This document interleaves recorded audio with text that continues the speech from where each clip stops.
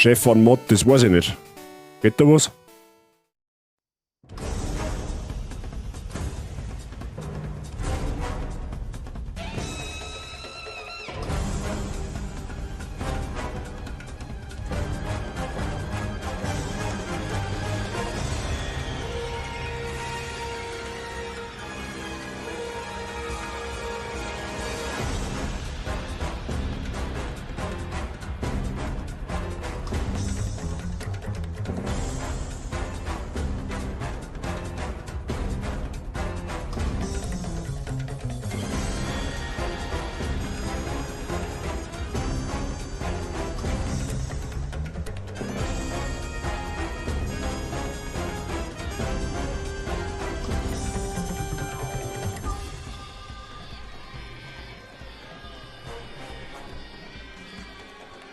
Ja, grüß Gott beieinander. Mr. Herbert, Mr. Mozart, Mr. Sherry, Mr. Werb. Grüß Gott beieinander.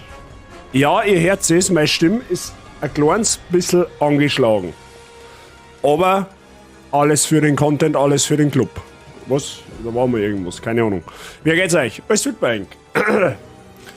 Wie schauen wir aus? Schon wieder gesucht gestern? Nein, Nachtschicht gehabt. Nachtschicht gehabt und die haben es mit dem Lüfter ein wenig genau genommen.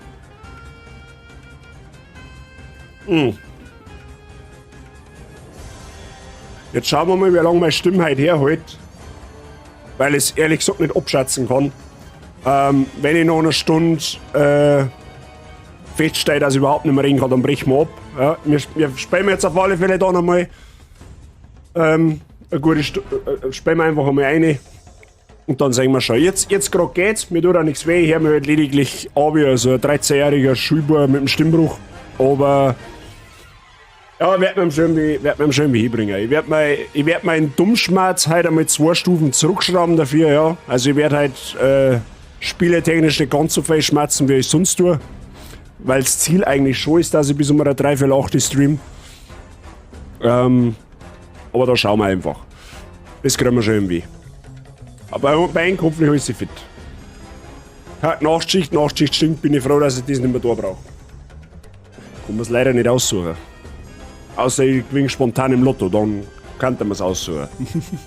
Aber davon gehe ich jetzt einmal nicht aus. Naja, schauen wir mal. Schauen wir mal, wie es halt weitergeht. Wir haben letztes Mal in Alfheim stäblen. Wir haben jetzt mittendrin in irgendeinem Tempel, bei den Lichtalben, glaube ich. Wir haben noch nicht ganz oben angekommen. Schaut's mir, dass wir das heute machen. Und dann bin ich gespannt, ob der Kratos erfährt, was der Atreus letztes Mal drin hat. Ja? Wir haben ja letztes Mal mit einem Atreus unterwegs gewesen, in eigener Sache. Das weiß der Kratos aber noch nicht und der Mimir wahrscheinlich auch nicht.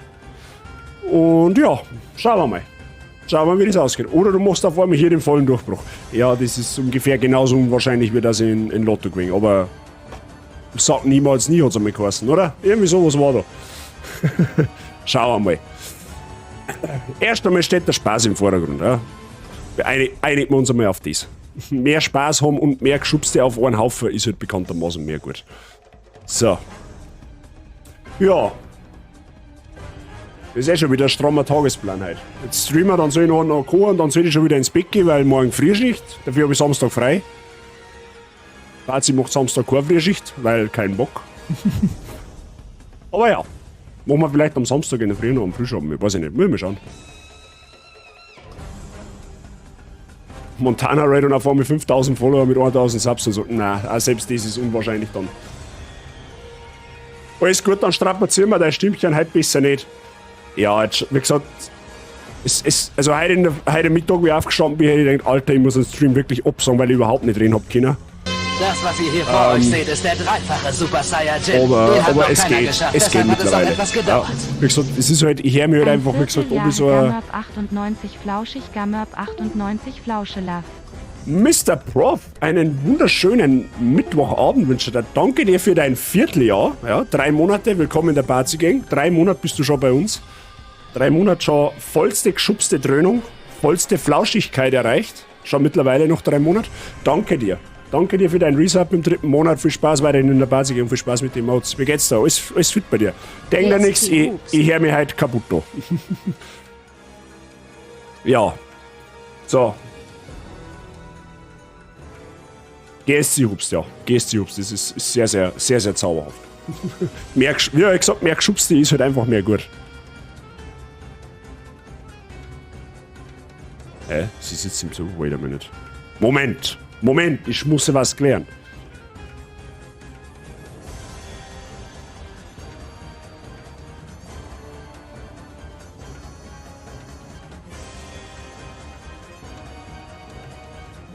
Gut. So, Freunde der Sonne. Was sollte man anfangen? Mal gemütlich. Sollte man reinwerken ins Viech. Sollen wir ein paar Zipfen auseinanderhackeln? Okay, das hört sich komisch an. Sollen wir ein paar Grantler auseinanderhackeln? So würde ich sagen. Schwitze im Moment hart bei der Was? Bei Call of Duty. Und wie geht's dir? Bei Call of Duty ist da schon wieder ein Nice rausgekommen, oder was? Also, jetzt nicht das MW2, sondern ist da nur mehr ein Nice gekommen? Abgesehen von meiner Stimme, soweit eigentlich alles gut. Also, schauen wir mal, wie lange ich drüber kann, wie lange es meine Stimme mitmacht. Und ja, da sagen wir, fahren wir es zocken an. Aber schön, dass du einer schaust, Prof. Abgesehen davon. Jetzt machen wir da mal leise. Damit nichts passiert. Umgekehrt. Vorbereitungen auf Warzone 2.0. Was ist denn Warzone 2.0? Tut mir leid, ich kenne was Shooter angeht, halt einfach wirklich unter Null aus. Ich bin da absoluter Vollnoob. Es tut mir wirklich leid. Aber ich habe einmal was mitgekriegt, dass das jetzt irgendwie, dass da was Nice kommt, aber was? Also ich habe nur mitgekriegt, dass Modern Warfare 2 gekommen ist. Aber sonst? Gut, dass du Freischicht hast. Ja, von wegen, ich gehe morgen schon wieder in die Arbeit. Der Zero habe ich die Ehre. Bei mir geht es morgen schon wieder weiter, dafür habe ich Samstag Urlaub. Habe ich heute schon geklärt. Ja, ich gleich gesagt, hey, wenn ich morgen komme Samstag nicht. Ja, schalten wir da mal um. Nice. Oh yeah. Ich bitte darum. Hashtag Hack ins Gesicht. Okay, da wer bitte darum. Wer der bitte gehe ich gern noch.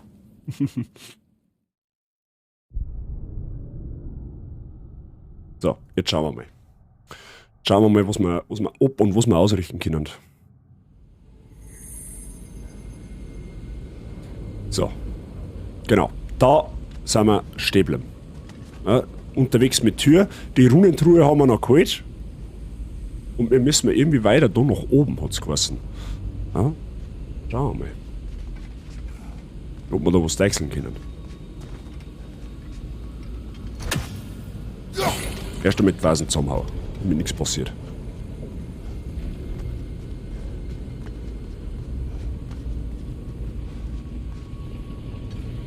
Da kommen wir wieder über Banden spielen. Ah, da ist ein Rabe. Den hat's gleich. Der ist heller als damals.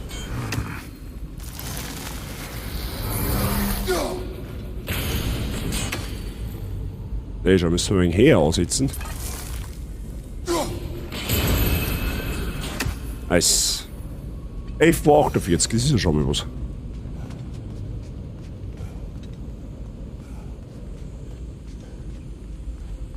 Ich glaube, bei dem anderen God of War, beim Vorgänger, habe ich nicht annähernd. Habe ich, glaube ich, keine Zähne nicht gefunden.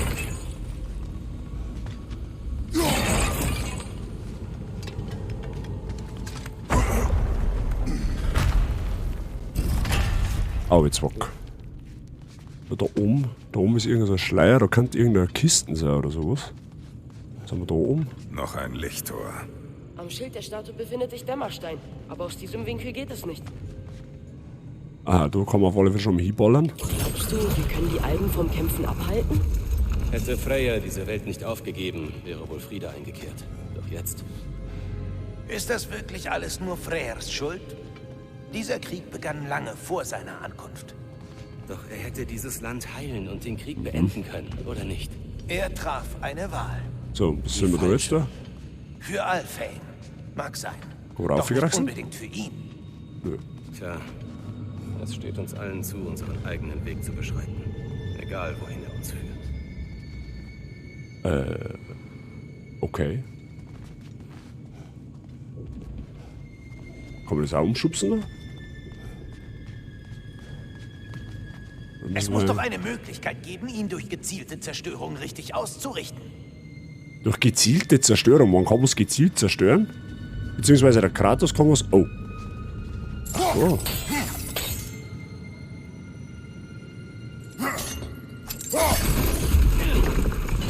Ah ja. So, Atreus, was treibst du jetzt, wenn's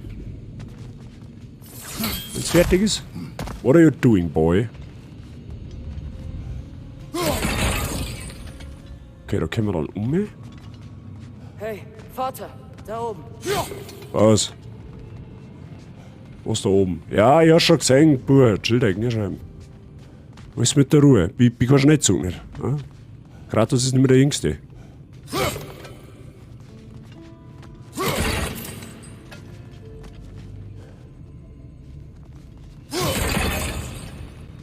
Okay.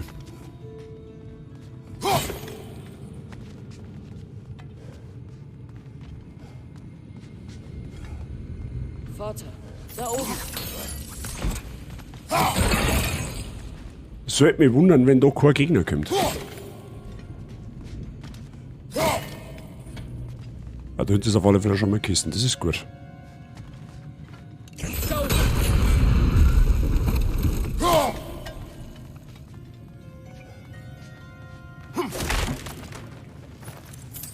Sehr gut. Also Kohle machen wir mir genug in dem Spiel.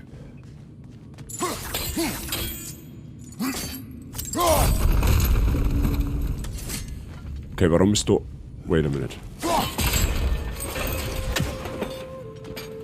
Aha, warte mal. Der Schild hat sich bewegt. Aber was hast denn du gemeint? Jetzt warte mal.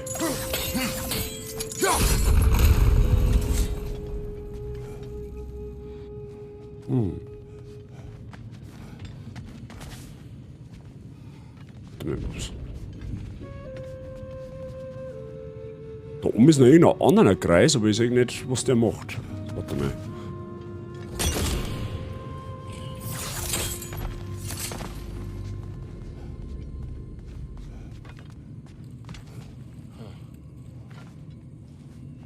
Warte mal, kann man da von der anderen Seite über Banden spielen? Ah, da schau her.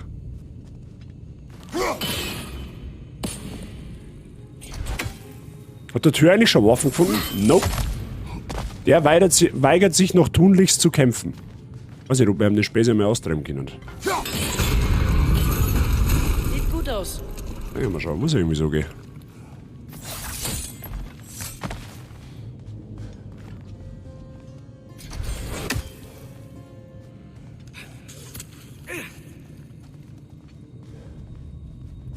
Ja, und jetzt sollten wir den Winkel finden, sagst du. Tyr, als wir letztes Mal hier waren, töteten wir den Dunkelalbkönig. Das ist sehr schade. Ich habe mich schon gefragt, was aus Vardar Jafur geworden ist. Wir mussten uns verteidigen. Doch bei seinem Tod dachte er, wir helfen den Falschen. Verstehe. Haben wir wieder noch einen anderen Winkel?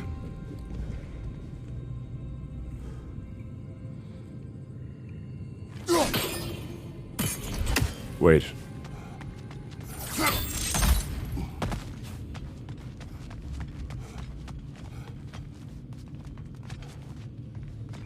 Okay, ich kann das gar nicht mehr zurückschieben, oder was?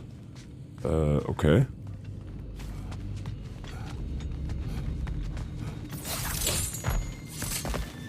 Aber mal schön, wie von da gehen. Oder geht das von der Richtung noch? Das kann das auch.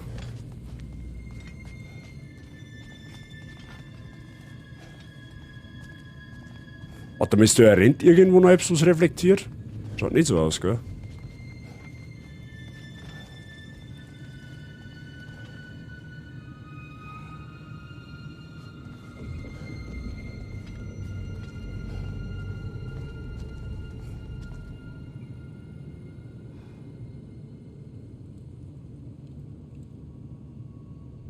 Okay. Irgendwie, das geht sich irgendwie nicht aus.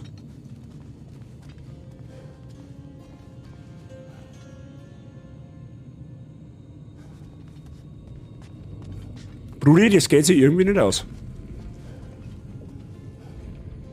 Oh, vielleicht ist er.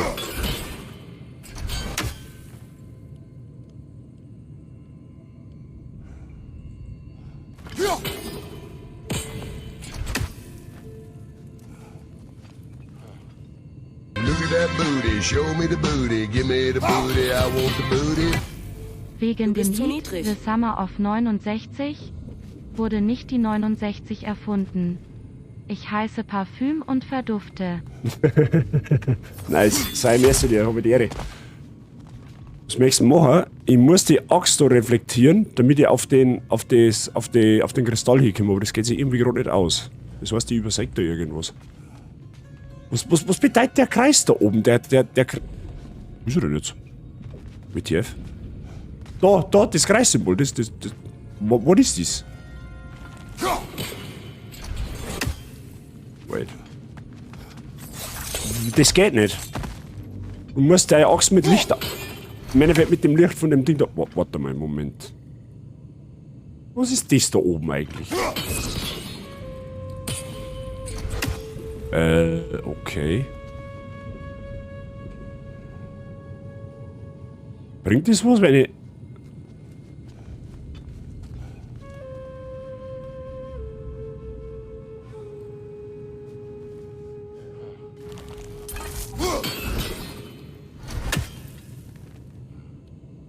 Warte, Moment einmal. Wenn wir es einmal von der Seite probieren.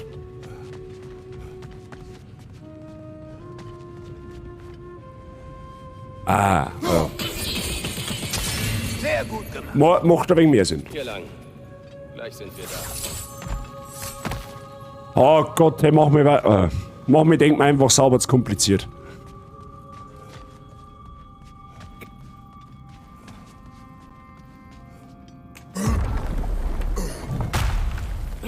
Oh, so schaut's mir noch Bosskampf an. Mein innerer Souls-Trigger schluckt gerade aus. Das stinkt sehr nach Bosskampf. Noch ein verwundetes Wesen, Atreus? Möglich. Es könnte auch der Sturm sein. Vielleicht können wir das untersuchen, sobald wir die geheime Prophezeiung enthüllt haben. Die Gegend ist mir schon ein wenig zu trostlos, wenn du mich fragst. 69 nur kurz zum Umhinterlassen, weil ich bin jetzt auf einer Pensionierungsfeier. Was schau ich mir morgen an? Passt schon, sei merci dir fürs Einschauen trotzdem. Der Bereich ist klar wie ein Boss. Aber wir wissen, aus kleinen Bereichen werden schnell große. Na, was sag ich denn? Da. Über die Hauptkammer gelangen wir nach oben. Doch zuerst müssen wir durch ein weiteres Lichttor. Aha. Ja, toll.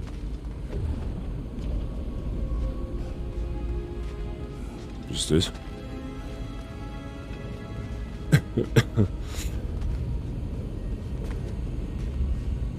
So, wo ist der Kristall, ist die Frage. Oder können wir den so einschmeißen?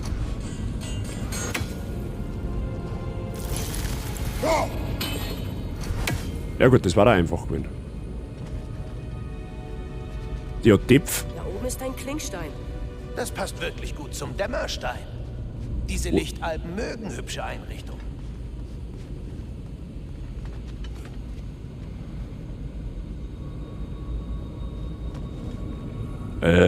Jo. Ah, Moment einmal. Zeigt in die falsche Richtung. Das heißt, wir müssen den noch irgendwie dran. Darf ich das beschleunigen? Ja, bitte beschleunige mal. Der Winkel sollte passen, Kratos. Ja, wenigstens macht sie jetzt einmal nützlich Tür. Das ist einmal zauberhaft, was du tust.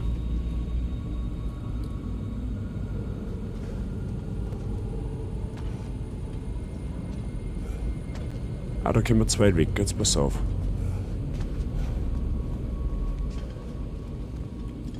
Kann man das auch einschießen da? Tatsächlich.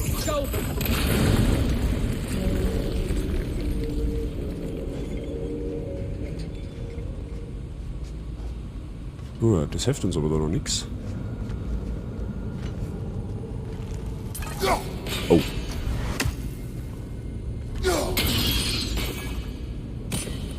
Das wird reflektieren wahrscheinlich. Jetzt pass auf.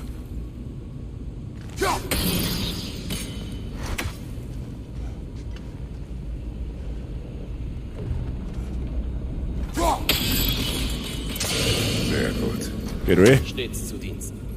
So, aber warum haben wir das befreien können, ist die Frage. Das ist ja auch nicht umsonst da, oder? Kannst du einen Plänen verzeihen. Hab ich dir gerade sagen. Dein Vater ist sehr sorgfältig. Grenzenlos. Was ist grenzenlos? Ein Mensch ohne Grenzen. Wachstum? Ehrgeiz? Etwas vage, oder? Sehen wir schon, die Plattform da hinten ist ja nicht umsonst.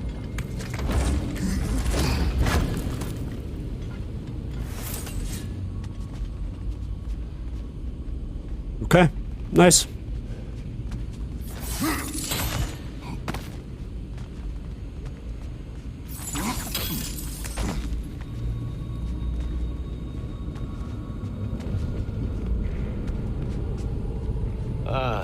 Das Licht von Alfheim. Genauso wie die Plattform da hinten nicht umsonst ist. Aber da komme ich nicht drauf. Zumindest noch nicht. Okay. Na dann. Nehmen wir mal einen Aufzug. Nichts. Was ist los? Beim letzten Mal hörte ich Mutter. Aber jetzt ist sie weg. Ihre Seele ist nun eins mit dem Licht. Vereint mit Kräften älter als Odin selbst. Sie hat nun Frieden, Atreus. Hoffentlich. Als Vater ans Licht ging, sagte er, dass... Was? Im Licht von Alfheim? Ja, Und doch bist du hier und bei klarem Verstand und wurdest nicht verbrannt. Sag mir bitte, Kratos, was hast du gesehen? das geht nur mich was an. Doch es Oder waren doch? nur Augenblicke. Für mich dauerte es ewig. Ich kam nicht weg. Atreus kämpfte für mich um sein Leben. Das klingt unglaublich. Oder eine Vision von der Frey gehabt, oder? Oder Faye.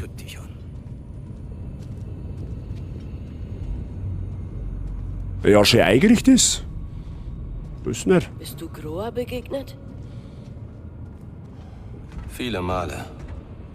Aber sie plagten ständige Visionen. Eine Unterhaltung war kompliziert, gelinde gesagt. Oh.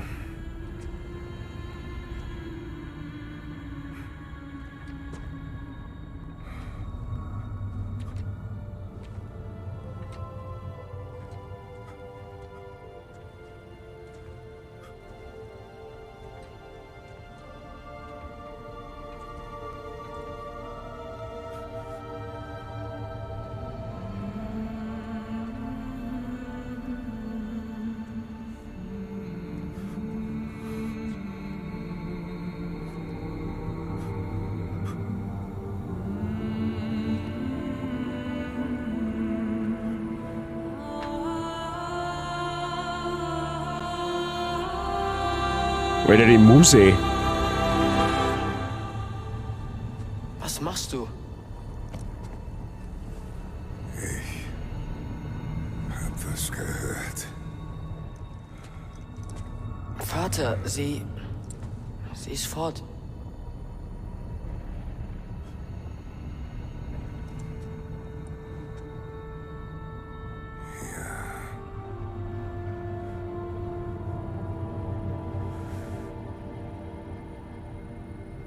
Gehen wir.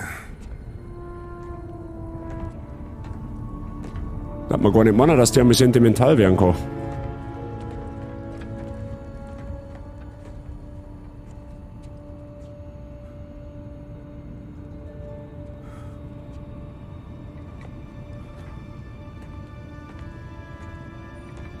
Das macht's Alter? Wahrscheinlich. Ja, wenn man muss schon bedenken, geschafft. was der Kratos schon alles mitgemacht hat. Das darf man nicht vergessen. Letztes Mal war hier diese Stocksubstanz. So viele So, ist Dunkelalben. jetzt das wurscht von welcher Seite, dass ich da aufgehe? Wahrscheinlich schon. Ich dachte immer, der König der Dunkelalben... Ich dachte, alle Dunkelalben wären... Dunkel. Hier? Ja? Helfen wir der falschen Seite? Glaubst du, das ist die richtige Frage? Stimmt, jetzt erinnere ich mich, da haben wir schon mal gewählt. Das ist die richtige Frage. Gibt es eine richtige Seite? Genau. Was meinst du, Atreus? Gibt es in diesem Krieg eine richtige Seite? Ich weiß es nicht. Dann solltest du lieber keine wählen. Ja, das ist schwierig. Keine Seiten wählen? Ja, wobei, sind nicht bei der Schweiz eigentlich auch erstaunlich gut. Und daher.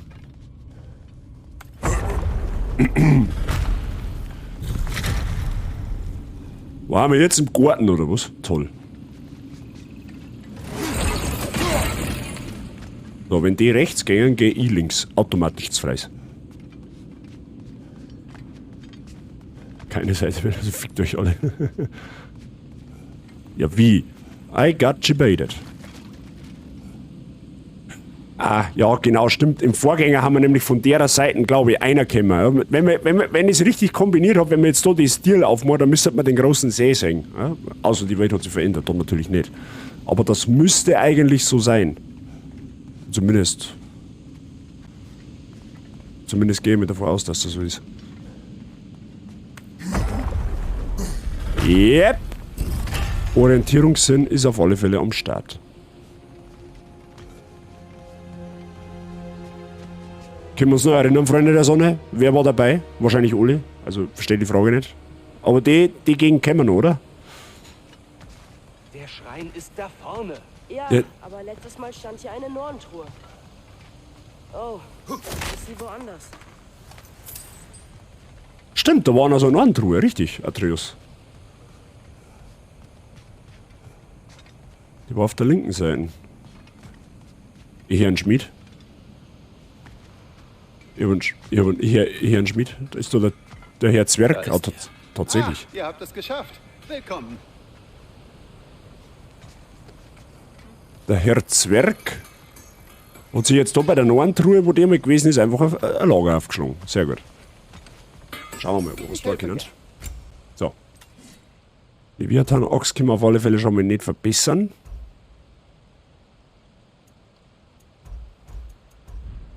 Bei den Chaosklingen wird auch noch nichts gehen. Okay. Strahlende Wächtergriffe. Büst Stärke bringt uns nichts. Müsste die Stärke tatsächlich verbessern. Verfluchte Herrscherinnengriffe.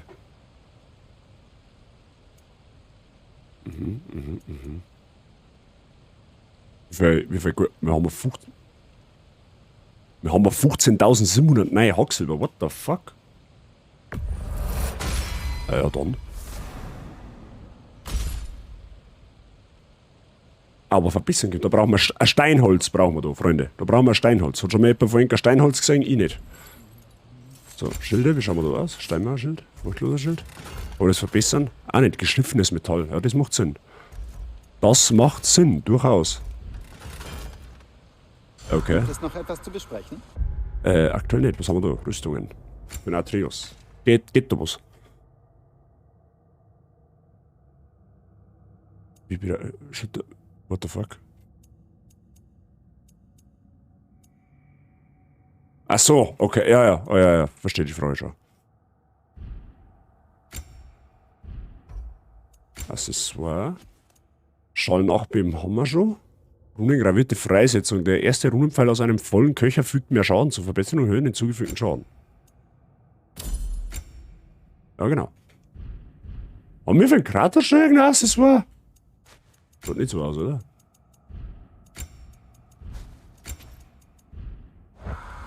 Wait, können wir? Wie kann ich helfen? Ich wollte gerade sagen, wir werden mal dennoch unsere Rüstung einmal auf. Was? Schulterpanzer der Erleuchtung. Oh, das ist stärker. Das ist nicht gut. Das nehmen wir nicht. Das können wir auch, da brauchen wir Zwergenstahl, das haben wir auch noch nicht gefunden. Also geht da jetzt erst einmal auch noch nichts. Bei der Armrüstung wäre es wahrscheinlich ähnlich so, oder? Wir brauchen überall Zwergenstahl. Scheiß auf den Zwergenstahl, ich hab keinen Zwergenstahl. What do you mean? Aber die Rüstung, wo wir mir haben, ist ja mit Abstand die bessere, was wir momentan haben. Also wirklich mit Abstand. Oh, hast du kurz Zeit? Nein, eigentlich nicht. Wir müssen weiter. Dann haben wir Prophezeiung. Außer mit dem Geld. Jo. Ihre Geheimnisse immer direkt vor einem. Wartet es nur ab.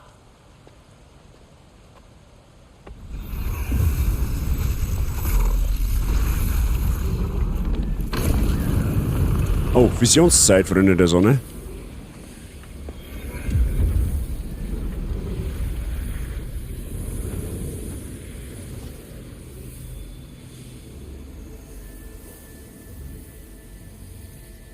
Ah ja, hier sehen wir Groa auf der Suche nach ihrem Gemahl. Ihre Suche war unerbittlich. Sie meditierte wochenlang ohne Pause. Leider jedoch stieß sie auf etwas anderes. Eine Vision von Ragnarök. Odin erfuhr von Groas Vision. Er kam zu ihr, verlangte eingeweiht zu werden. Doch was sie erzählte, gefiel ihm nicht. Eisenwald? Das ist... Keine Ahnung, was das ist. Die mythische Zuflucht der Riesen. Seltsam. Also in Jötunheim? Einige Riesen dachten das. Doch Eisenwald gibt es nicht. Es ist eine Idee, ein symbolisches Paradies. Es ist nicht real. Vermutlich wollte Groa, dass ihre Asche nach Jötunheim gebracht wird, während ihre Seele im Licht verblieb. Odin hat diesen Wunsch wohl nicht respektiert. Der Streiter? Ich vermute, das bin wohl... ich. Du vermutest zu viel. Ja, wir sollten das wohl lieber nicht zu wörtlich nehmen. Prophezeiungen sind immer mehrdeutig. Manche sind jedoch eindeutiger als andere. Ragnarök. Ja, das Ende von allem. Dann ist es so. Wir können es nicht aufhalten. Es Weltenschlange? muss einen Weg geben. Warum sonst war dies verborgen? Hey, Tyr! Wir haben es gesehen. Dich. Du kämpfst in Ragnarök. Ich kann nicht. Die Frage wird nicht mehr sagen, ob du kannst. Das ist neu.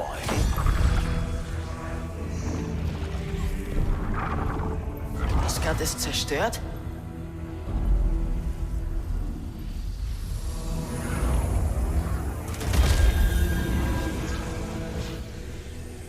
Doch, die anderen Welten blühen?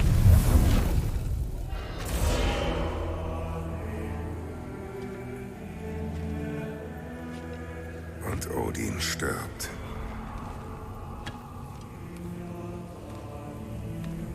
Sie hat gelogen. Groa hat gelogen. Natürlich. Odin glaubt einer falschen Prophezeiung. Dann können wir doch gewinnen. Und Odin besiegen. Wir haben mit nichts davon zu tun. Aber Tyr führte den Angriff auf Asgard. Und Hels Armee war da. Und die Alben. Der Streiter. Na gut, wer das auch ist, ganz egal. Aber zum ersten Mal wissen wir etwas und Odin nicht. Wir können die Schlacht gewinnen. Tyr? Sagt er, glaube ich, anders. Ich entscheide nichts aufgrund von Prophezeiungen. Aber du hast doch... Nein, Atreus. Das ist falsch.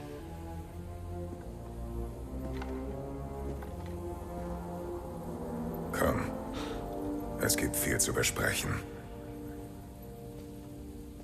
Oh, he's pissed. Also, der Atreus meine ich.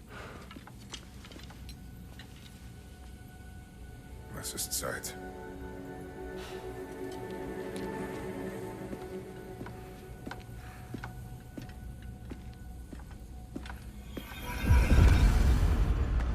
Ragnarök wird geschehen.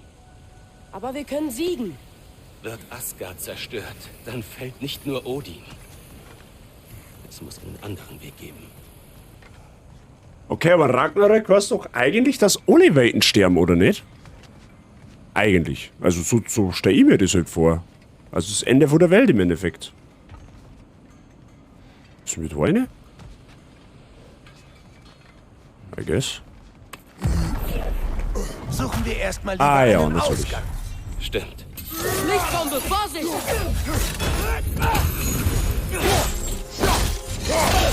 Haben wir schon gefragt, wann die ersten zum Zerpimmeln kommen. Skalber!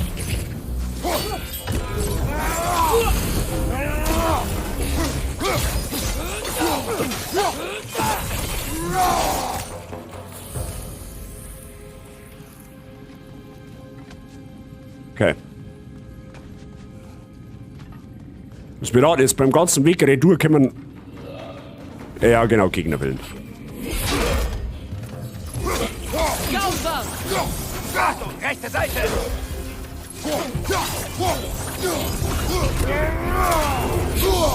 Au.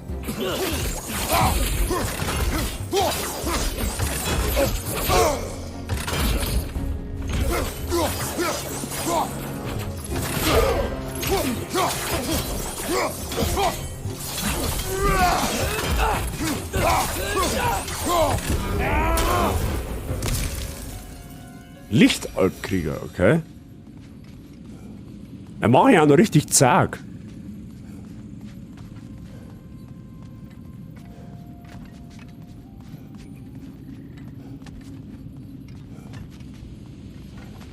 Ah, ich bin ein Idiot, jetzt bin ich zurückgegangen.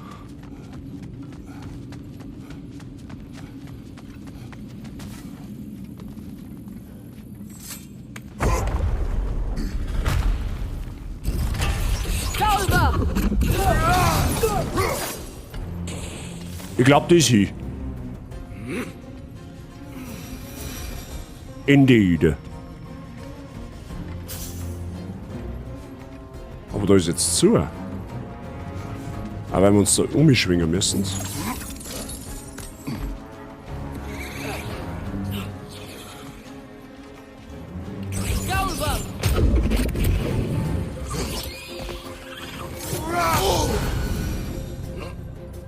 Das ist geschert, dass die explodieren.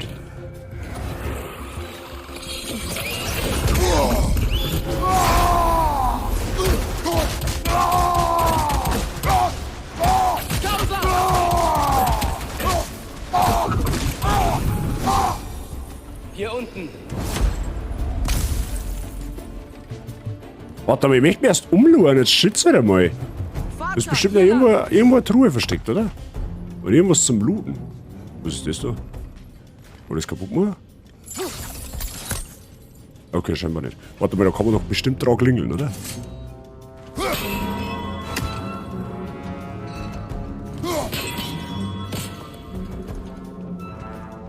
Achso, aber das bringt jetzt nichts, oder was? Ja, gut, okay, dann gibt's halt keinen Loot. Mein Gott, nein.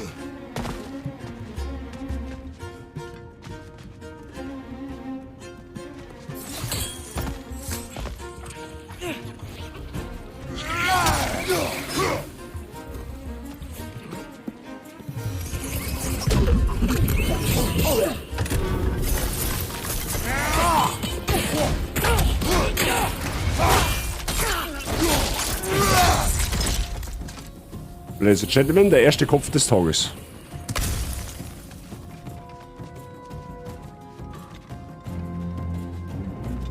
Okay. Noch ein Scheusal! Links!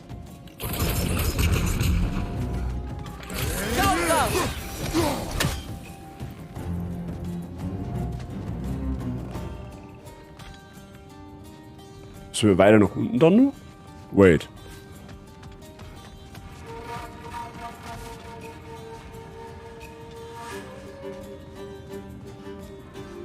Was soll ich machen?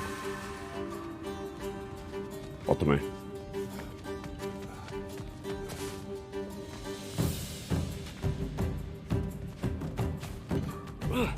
Einfach weiter oben?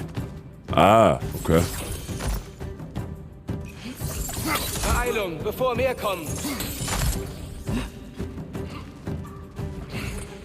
Jetzt da noch unten.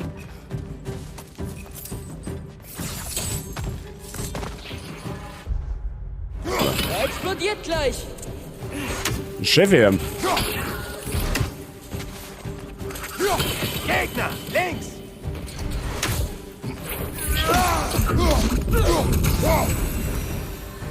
Wir müssen weiter. Na, Atreus, seine Pfeile werden auch immer besser. Pass auf, Atreus.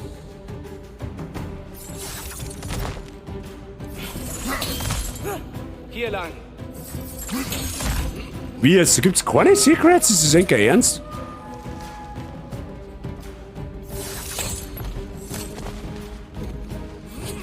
Wieder eine Lichtbombe. Achtung!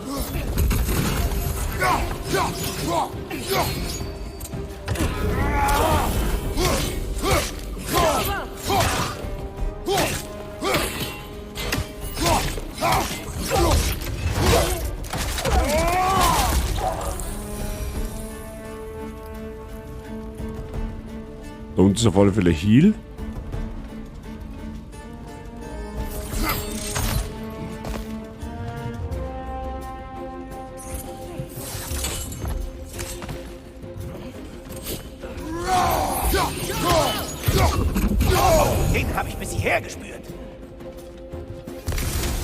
finde es cool, wenn du die Gegner da irgendwie schubsen kannst, dass die dann hinhauen. Was ist das? Okay.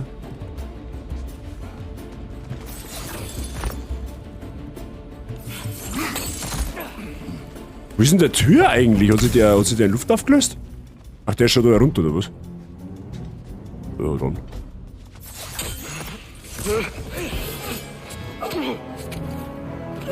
Oh, muss er jetzt einmal, oder was? Alva. Ah ja, hab ich dir recht.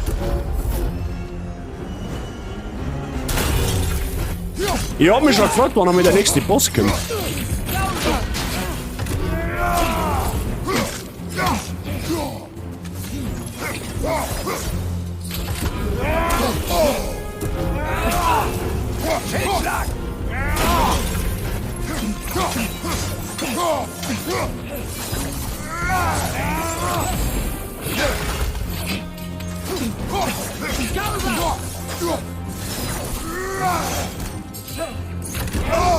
Au!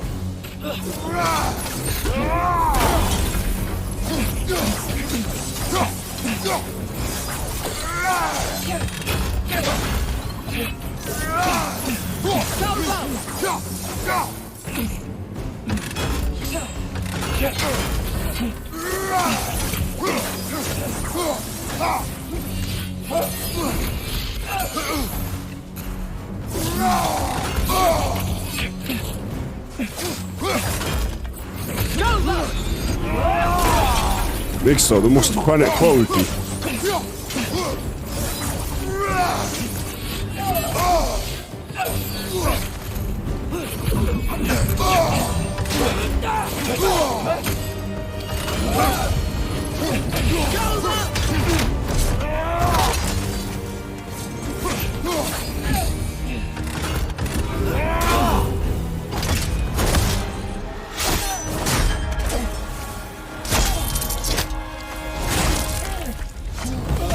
Ich wollte gerade sagen, da war jetzt zwar äußerst enttäuscht, wenn da nicht mindestens irgendeine Gliedmaße fliegt. Hier?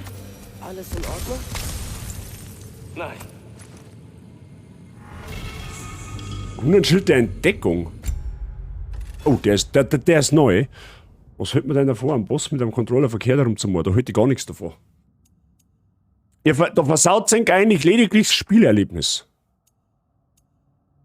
So, was kann jetzt der? Gewährt einen Segen der Abklingzeit bei Unterbrechen von doppelten Angriffen mit blauem Ring. Zweimal antippen oder beim Parieren. Effektiv verlieren der mal eigentlich nichts.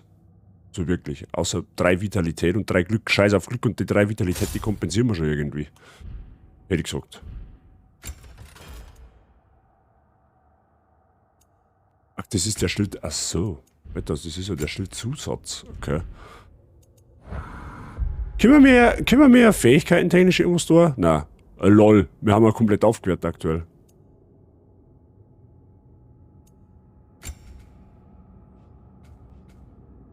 Das haben wir schon. Das können wir uns nicht leisten. Aber da kann man uns was leisten. Aggression. Aggressions! Ihn zu stören? Ja, das nehmen wir mal. Komm. Da, was lernt der Bulle?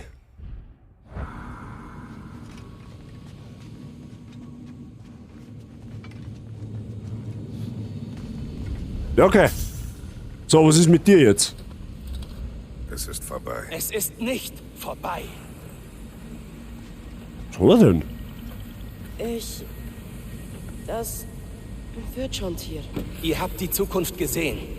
Ich wollte euch nicht in den Krieg folgen, doch jetzt schleppe ich einen unschuldigen Alvi Unschuldig? und marschiere Asgards Zerstörung entgegen. Wir haben keine Wahl. Es gibt immer eine Wahl. Ich werde euch nicht in den Krieg führen. Nein. Ich bin nicht mehr dieser Gott. Ich will nicht kämpfen. Doch mit euch dreien ist das unmöglich. Auf eurem Weg warten unzählige Tote und unvorstellbares Leiden. Ja, das ist so ein bisschen der Enigma-Weg von Kratos. Überall, wo der hingeht, ist Tod und Elend. Nein!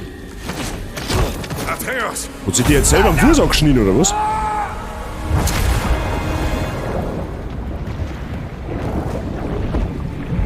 Durchhalten! Hierher! Eure Ketten!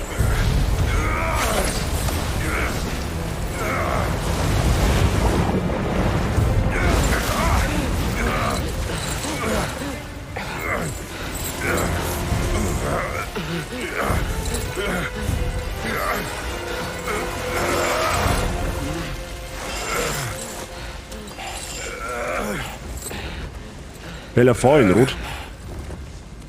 Okay. Den check ich jetzt nicht.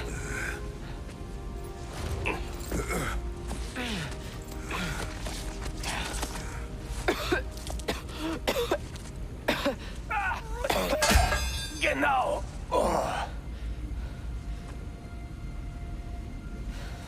Oh.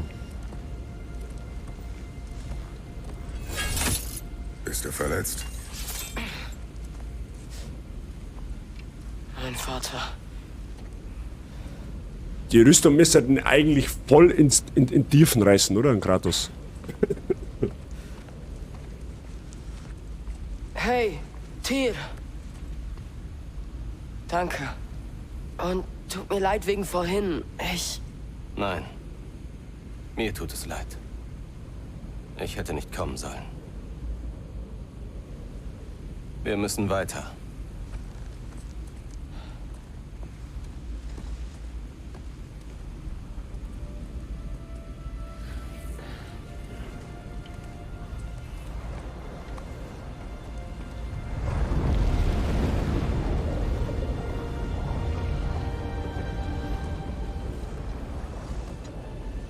Okay, haben wir quasi Alfheim jetzt abgeschlossen, oder wie sehe ich das?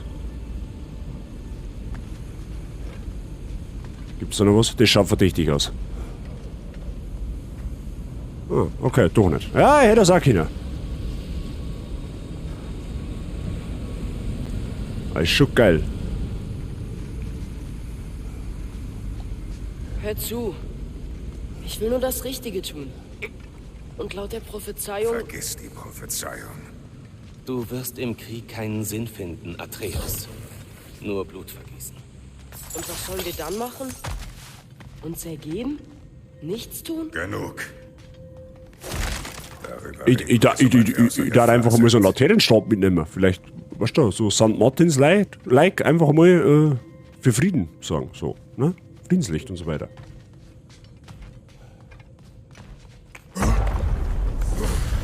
Der Tür hat schon Bock auf Ragnarok, er weiß bloß noch nicht. Ich glaub's nämlich ja. Ich glaub, dass das noch. Ich persönlich, also mein. Nein, was so mein inneres Gefühl sagt, ich glaube, dass das Spiel noch extrem eskalieren wird. Dragon Gamerin, Blut vergießen klingt doch gut. Habe die Ehre, Dragon Gamerin. Wunderschönen. Ja, genau, eskalieren. Mittel haben. Alles gut bei dir. Schön, dass du Wieder schaust. mal Dunkelalben. Was für ein Zufall. Mir reicht es mit den Alben. Die sollen uns in Ruhe lassen.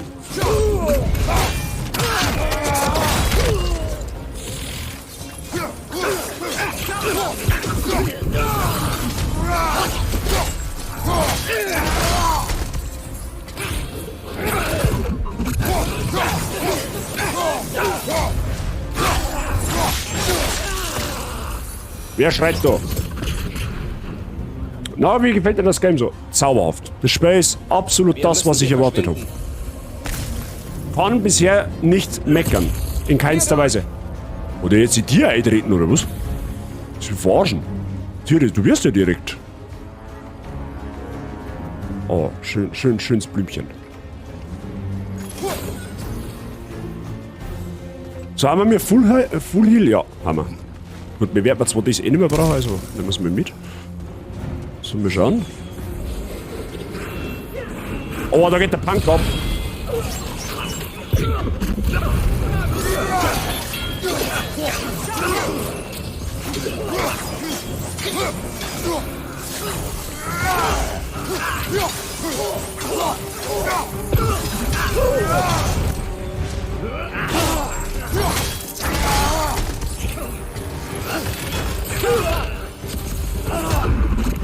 Ha, denkst du?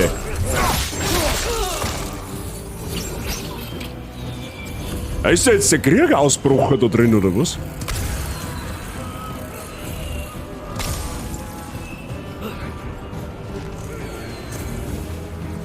Okay. Haben wir auch Zeit, die sollen kämpfen. Halt's Maul, du kriegst einen Stroh ins Gesicht.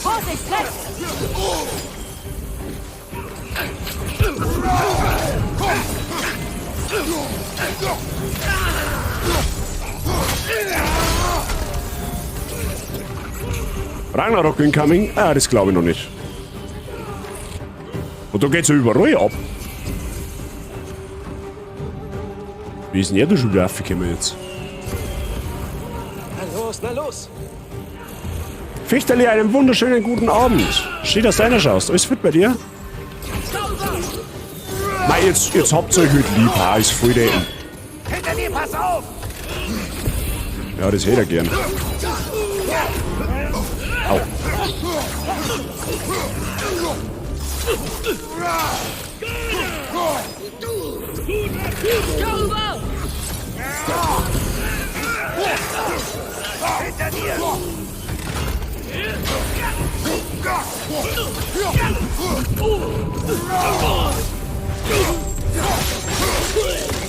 Hinter dir!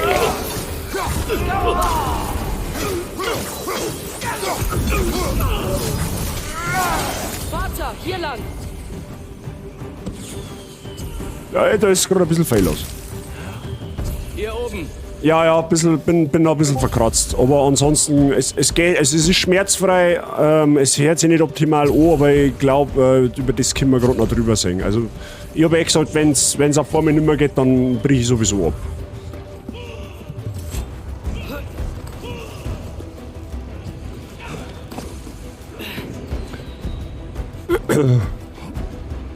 Gehen wir weiter. Ja, was habe ich aber auch gedacht? Mir war schon klar, dass der Rückweg jetzt wieder eskalieren wird. Ist ja in God of War schon fast an der Tagesordnung. War klar, dass du nicht rausgesprungen bist. Wow, was war denn das?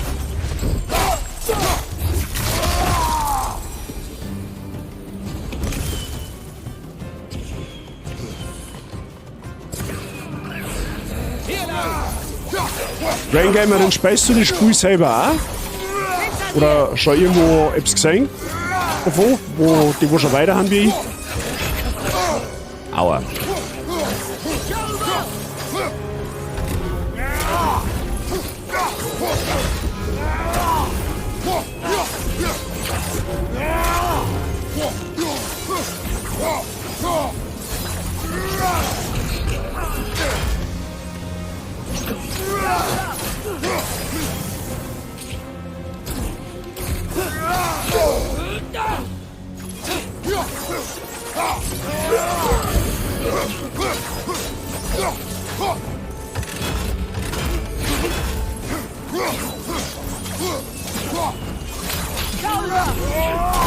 Nichts gibt's.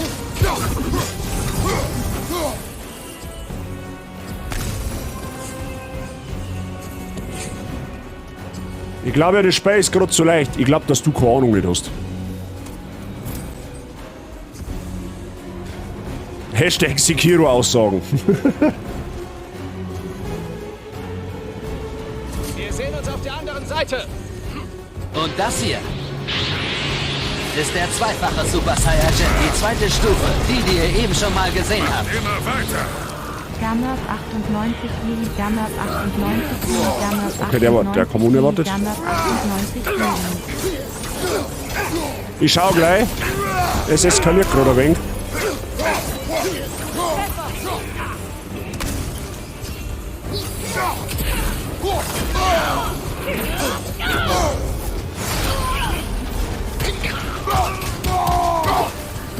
Boah, der ist fett.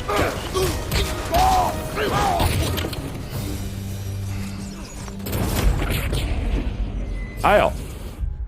Red Delay, danke dir für deinen Resub im 2. Monat. Ich danke dir. Viel Spaß weiterhin in der Basis-Gang und viel Spaß mit den Emotes. Habe ich dir. Alles fit bei dir. Wie war der Tag? Ich hoffe, es ist alles fein bei dir.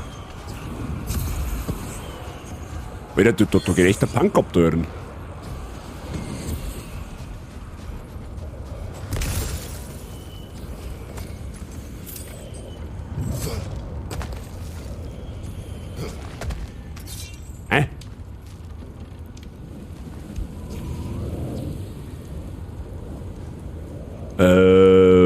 Okay. Ach so, aha. Ich habe jetzt auf den roten Button geschaut.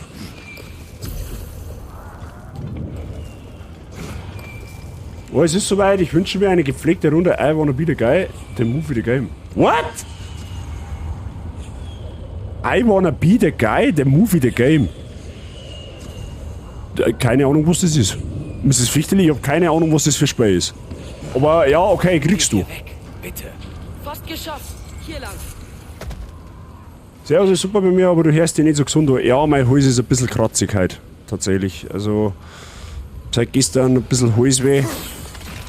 Aber ich wollte jetzt heute unbedingt streamen und jetzt schauen wir einfach mal, wie lange das geht und ja. Alles für den Content, was es wie es ist. Du wirst es lieben. Also wer es hassen quasi, oder wie? Hier. Öffne das Tor, bitte. Nix da, wir schauen uns jetzt erst einmal um. Ja, da gibt es bestimmt noch irgendetwas. Da haben wir einer gekommen, soweit ich mich erinnern kann, oder?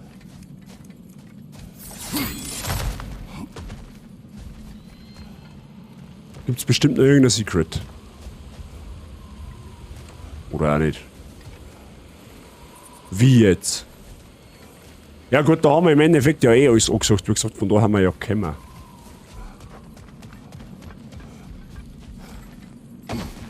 Ja gut, dann weg von Alfheim.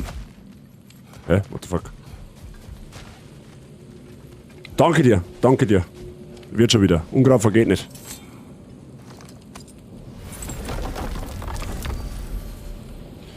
So, wo müssen wir hin? Ja.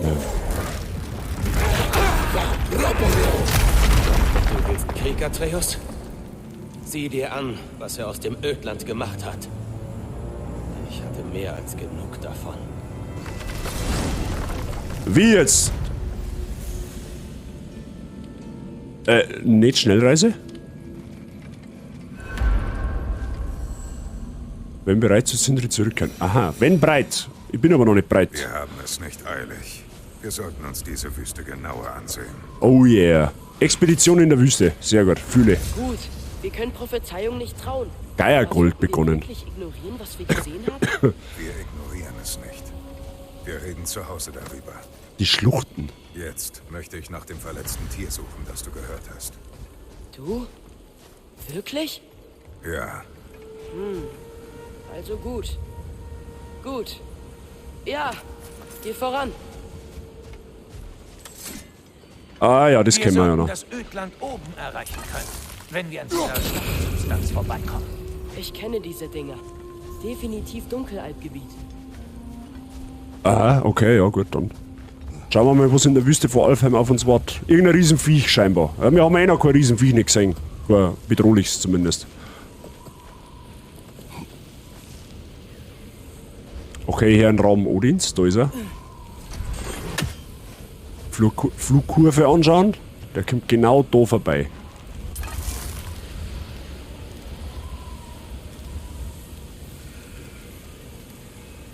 Hey, Mimir. Wer hätte je gedacht, dass von mir und Tyr ich der Riese bin, hä? Ha, da hast du recht. So, mal schauen.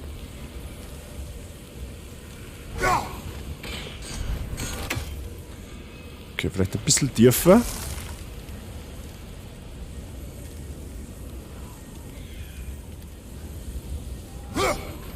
Oh, das war zu tief, okay.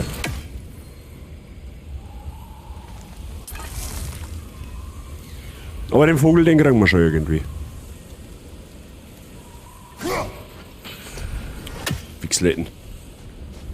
Näher trage. Warte mal, von wo kommt denn der jetzt? Okay, kommt genau daher.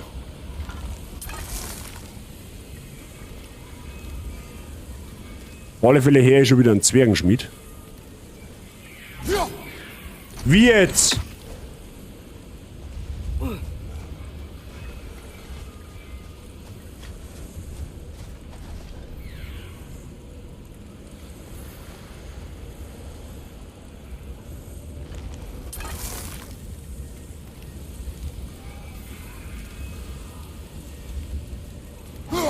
Du hast aber Den einige hast. Vögel gejagt. Vielleicht lohnt es sich ja, zum Rabenbaum zu gehen. Oh ja, wenn der Mimir das schon sagt, dann müssen wir wieder Truhe freigeschalten haben. Da werden wir dann einmal vorbeiluren. Seid gegrüßt, Reisende. Atreus hat in der Wüste ein verletztes Tier gehört. In einem Sturm wie diesem? Sehr beeindruckend. Du kennst Alfheim ziemlich gut, ja? Weißt du, was da draußen ist? Nein, tut mir leid. Die Alben und ich. Lange Geschichte, aber wir halten uns lieber voneinander fern. Stocksubstanz ist klebriger, als mir lieb ist. Viel Glück bei eurer Suche. Aha, Geheimnis der Sonde. Das hält den Sand ab. Das ist mein Ernst. Probiert es aus. Oh, Verbesserung wird Leviathan-Axt. Die nehmen wir natürlich schon mit. Ich bin überrascht, dich hier zu sehen, Sindri.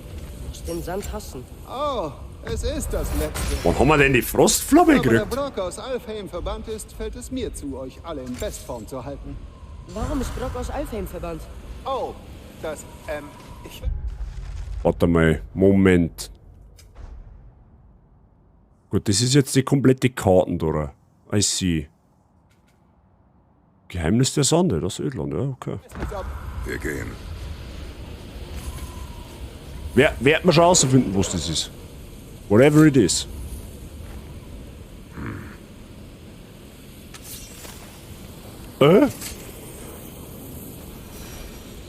Was sind das für Tiere? Gulon. In Vanaheim heimisch. Keine Ahnung, was die hier machen. Andi Flauschig?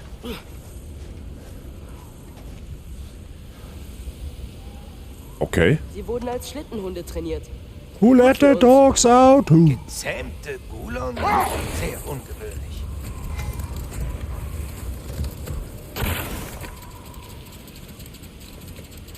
Die haben zauberhaft, die gefallen mir.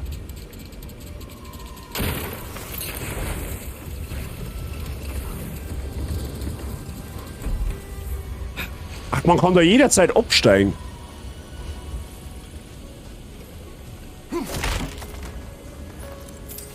Oh ja, haben schon zauberhaft. Den nehmen wir.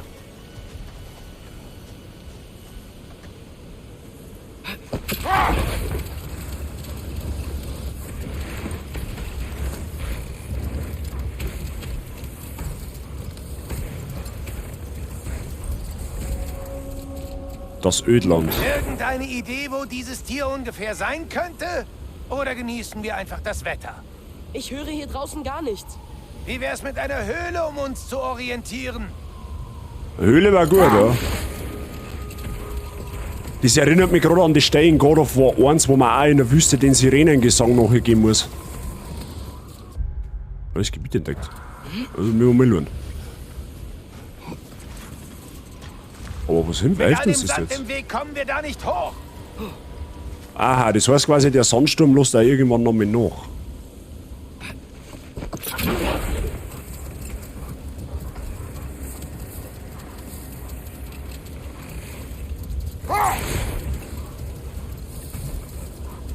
Da ist eine Kiste.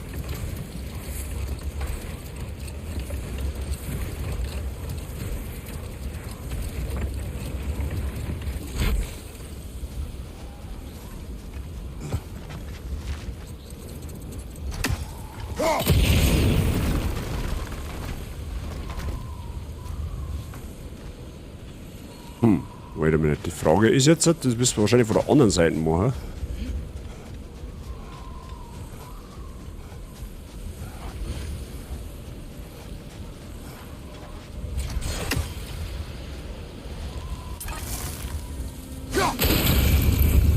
Denken wir schon.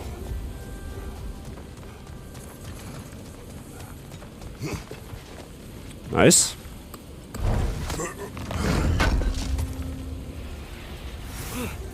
Zwergenstall? Ah, okay. Den brauchen wir jetzt weiß ich nicht mehr, was wir verbessern, aber ich glaube die Rüstung. Warte mal auf der Karte schauen. Was haben wir denn da? Das ist ja irgendein so... Dahinter ist auf alle Fälle dann die Quest. Was immer das hier ist, ich glaube, das Tier ist drin. Was auch immer da drin ist, macht einen ganz schönen Wirbel. Wie kommen wir da ran? Da ist ein Es Rabe. gibt hier jede Menge Höhlen mit Tunneln. Suchen wir eine und schauen, wo wir landen. Gut, dass wir die Raben nach Nibelheim zurückschicken.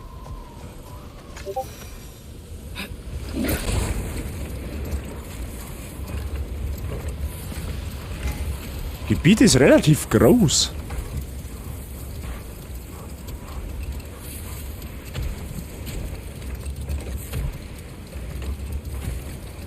Oh, da ist ein... Da ist... Okay, da ist eine Rune auf alle Fälle. Die kann man eigentlich... Die kann man eigentlich gleich einmal anzünden. Jetzt warte mal. Oder auch nicht, weil man zu weit weg kann. Warte mal. Langt das von da? Müsste. Gut, wir sollten halt auch vielleicht auch mal die Truhe finden, die wo da dazugehört, gell? Das wäre vielleicht auch keine schlechte Idee, nicht? Ich vermute mal, dass die aber da oben irgendwo ist. Ah, da ist die nächste, oder?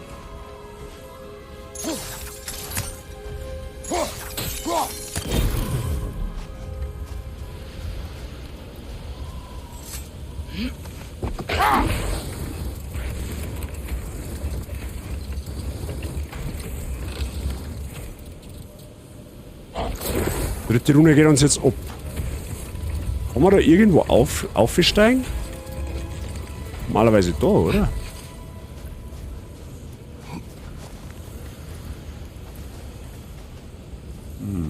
Das sind zwei Sachen, wenn man nicht alles täuscht.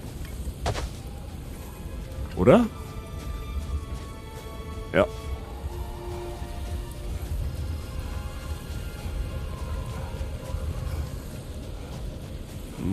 Geht sie das von da... Geht sie das von da aus, ist die Frage. Nein, du sollst deine Axt raus tun. Oh, das brauchen wir.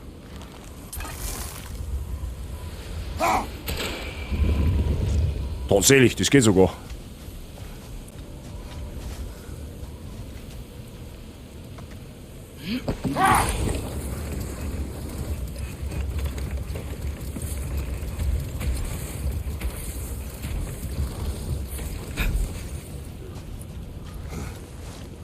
Gut, da ist jetzt die Truhe, aber wo? Wo ist die letzte Rune, ist die Frage. Ach, da oben! Okay, und wie komme ich da jetzt hin? Mei, stehen wir die Viecher im Weg.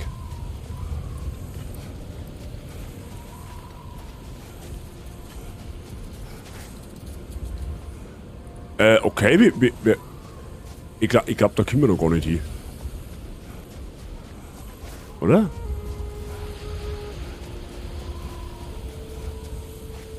Ja, ich glaube, da kommen wir noch gar nicht hin. Na gut.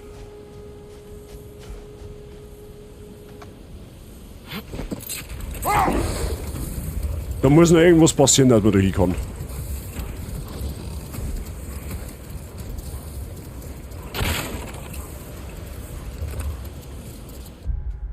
Jetzt sind wir da hinter, okay. Erst einmal die Map ein wenig aufdecken.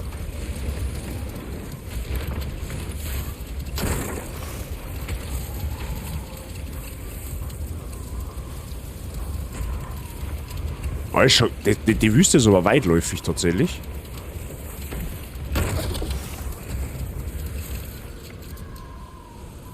Was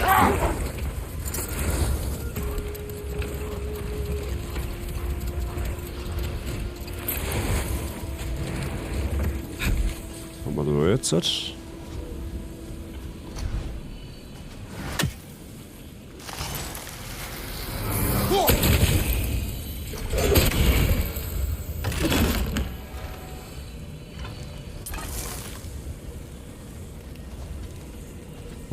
Das wird sich nicht ausgehen.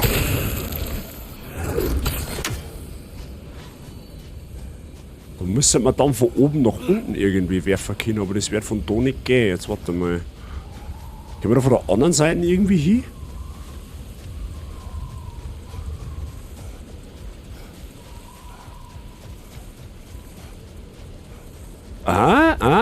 Das kann gehen. Da kann der Durchgang sein.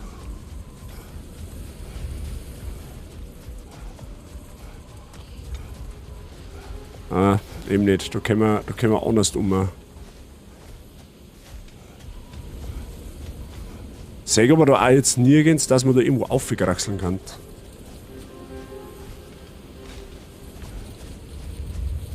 Weil, wie weiter... Warte, Moment einmal.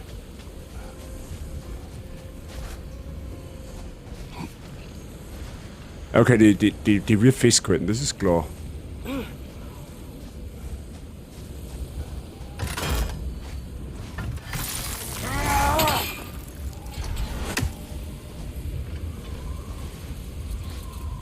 Ah, warte, ich glaube, ich habe eine Idee.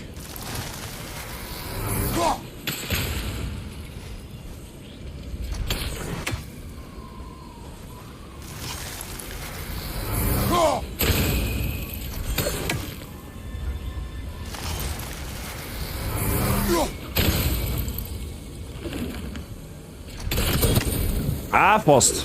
Okay. Geht ein Stück geil an.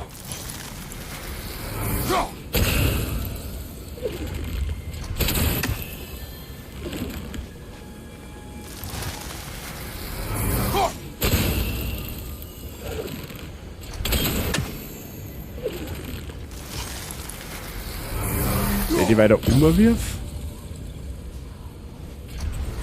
Ah, okay, das bringt also so jetzt nichts. Jetzt pass auf.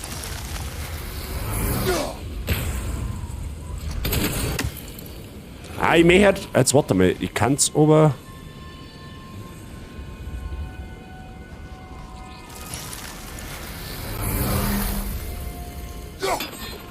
Oh.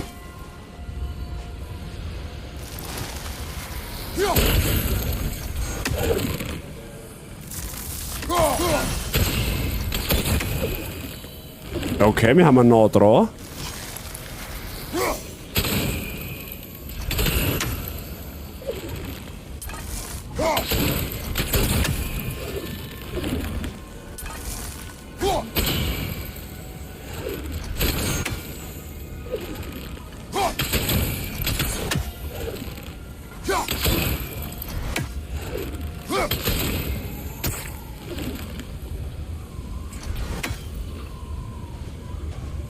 Ja, weil der Gedanke dahinter ist, dass ich die Axt da hinten hinwerfe und beim Zurückfliegen nimmt die alle 3 Dinger mit. Das war nämlich im vergangenen Teil auch mal so ein Rätsel.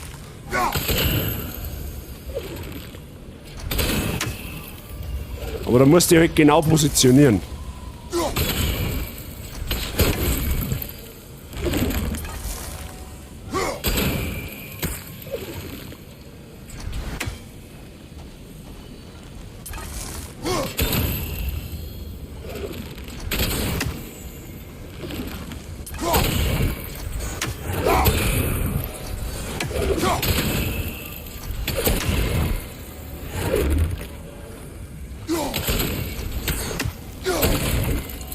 Oder geht das gleichzeitig? Jetzt warte mal.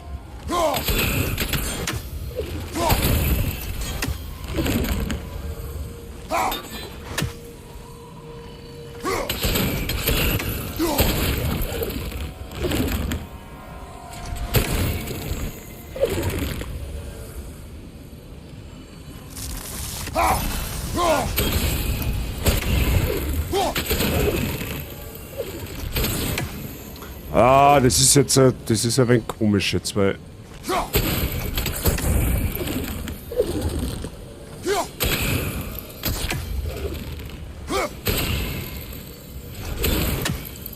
Aber die Axt da...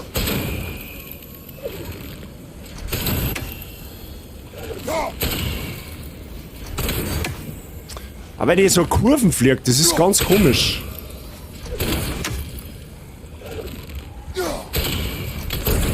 Jetzt hat. Nice. Aber ich wusste irgendwie, so muss gehen. Ja, da bin ich zu stark lootgeil. Das hilft leider nicht. Wir haben mal wieder einen Zwergenstall. Sehr schön. So.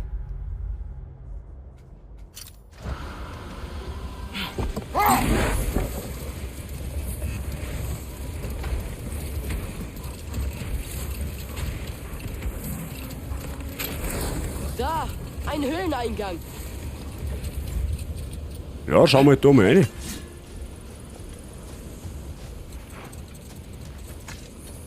Oh Gott, geht's da weiter? Wie bist du bescheuert?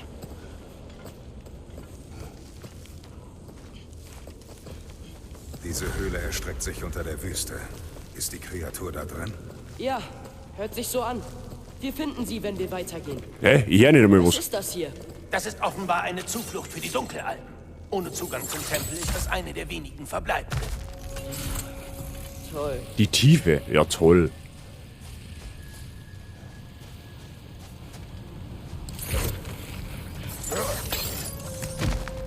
Frage, wo ist der... Achso, der Tür ist beim Zwergblim, okay.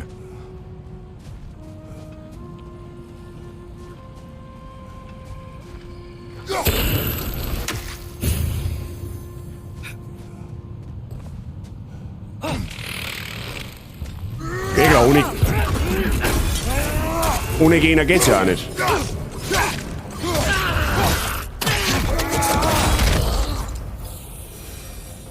Hätte mich auch gewundert, wenn es ohne Gegner gegangen war. Alter, was ist denn das?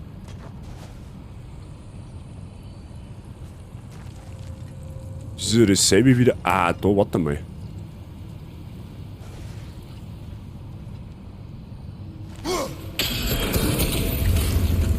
Wollte ich gerade sagen.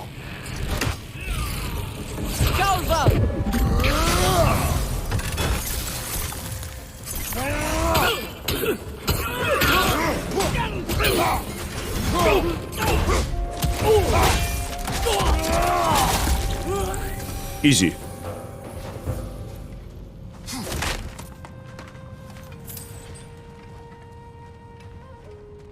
Okay, dann auch wieder Sachen zum Reflektieren, das ist auch nicht umsonst.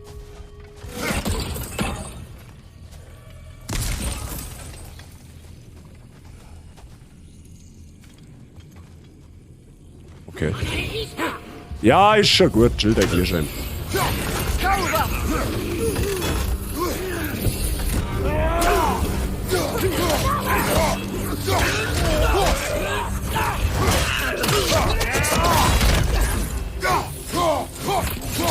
Achso, ein paar Mal kommt noch ganz.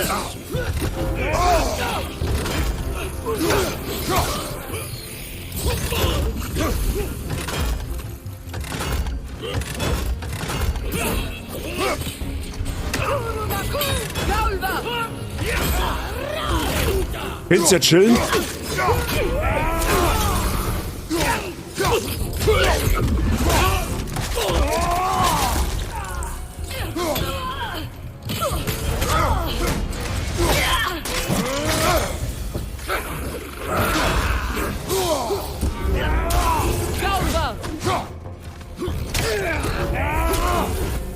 Mach Sitz. Glaubst du das noch?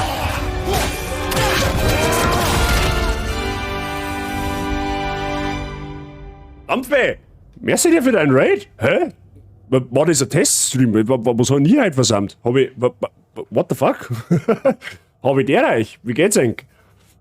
Was habt ihr drin? Schattenkind hab ich der, Price hab ich der, YBO hab ich der, Kaidem hab ich der. Grüß euch. Alles klar bei euch? Ja, gut, schau, da hat der Mozart geschaut. Dankenswerterweise zur Verfügung steht. Leute, was habt ihr drin? Was ist Phase? Willkommen zu God of War. Ich bin halt übrigens extrem heiser. Sie greifen uns an. Schnell eine Stunde gekocht, um den neuen WLAN-Adapter zu testen. Oh, okay. Stimmt, du hast letztens ziemliche WLAN-Probleme gehabt, habe ich bei meinem Ding gemerkt gehabt, beim Bot. Was soll es denn geben? Was gab's denn Gutes? Ja, da muss man wieder so reflektieren, oder? Ja, ich seh's schon.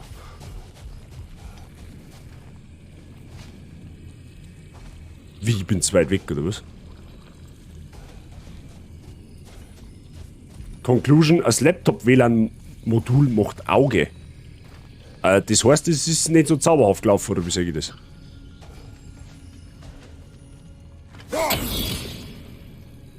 Ja, das ist jetzt wieder super ins Blinde eine zum Zielen, oder? Toll.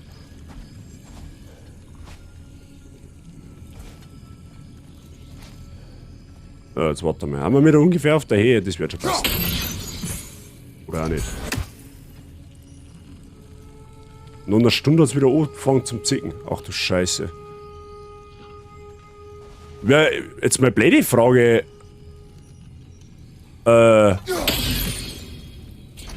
Hast du die Probleme bei deinem Laptop schon? Hast du die Probleme bei deinem PC auch? Normal nicht, oder? Geht's nicht, wenn der Strahl blau ist? Wie? Welcher Strahl blau ist? Was meinst du jetzt, welcher Strahl blau ist?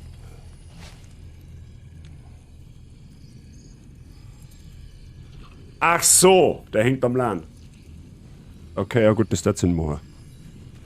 Ja gut, ein Laptop mit LAN verbinden wird wahrscheinlich strikt weiter. Ah, stimmt, die haben zwei unterschiedliche Farben. Jetzt merke ich das erst. LOL. What the hell?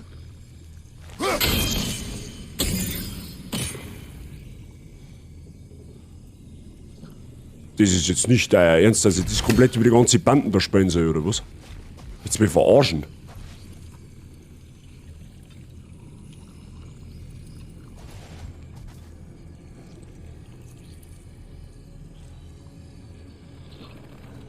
Warte mal, Moment. Ich erkenne da ein Muster.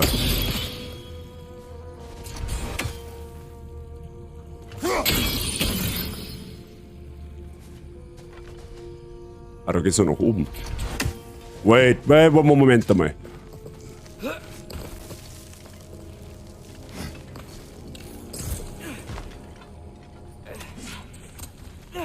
Ja, jetzt meine ich wird's einfacher. Oder auch nicht. Na, warte mal, da ist ja der Wink. Ich bin so ein Vollidiot. Aber das ist wieder genau das, was ich meine. Man denkt einfach teilweise zu kompliziert.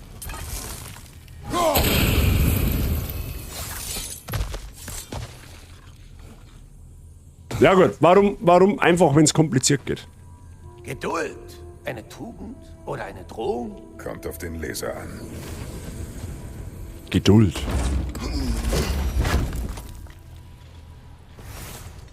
So. Ja, nice.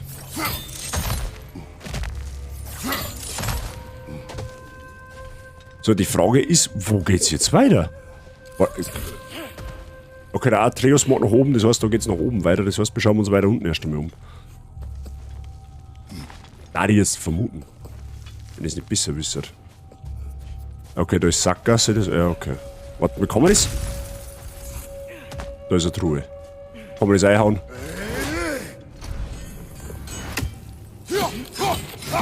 Nope. Okay, das heißt, auf die Truhe müssen wir noch irgendwie. Okay, da ist auf alle Fälle ein Glocken. Eine von 3. Da hinten ist auch eine. Das heißt, wir müssen irgendwie das Gitter da aufbringen. Das geht wahrscheinlich, indem wir ihm da auf zu folgen. Let's see.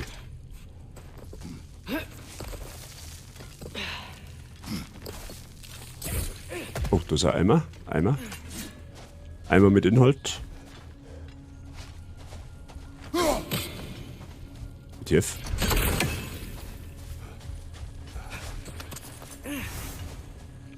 Okay.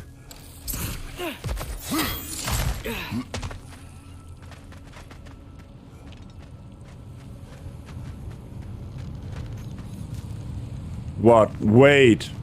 Das Tier, das du hörtest, was sagt es jetzt? Es ist nicht immer so. Manche Tiere sind... Ich fühle, was sie tun, weißt du? Dann haben wir da was übersehen. Es hat Schmerzen. Dann haben wir da was übersehen, da muss ich irgendwie aussehen. Warum fragst du? Neugier. Wirklich? Ich bin zur Neugier durchaus fähig.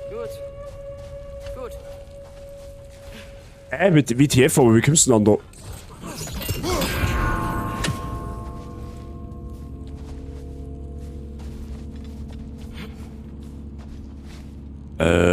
Okay. Ich hab keine Ahnung, wie man da rauskommt. Wobei da hinten scheint der Weg zum Sein, bis du von der anderen Seite dann irgendwie runtergehen kannst. Da hinten ist da einer so Wurzeln dort, ja, okay. Müssen wir uns merken. Die Steine müssen wir uns merken, da ist noch eine Truhe. Abgesehen davon geht's so schnell auf. Ist das nicht direkt über den Vorsprung? Ja, genau. Aber du kannst sie da nicht, abdroppen lassen. Aber ich sag schon, du kommst da um und dann kannst du da rechts umgehen, wenn mir nicht alles täuscht. Das probieren wir jetzt einfach einmal aus.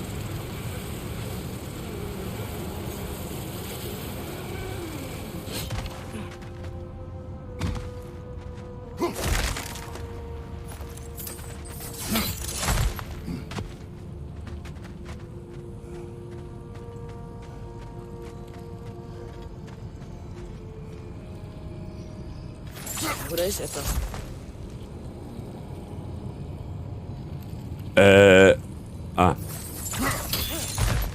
So, jetzt pass auf. Erst einmal in die andere Richtung. Da ist wieder so ein Tier.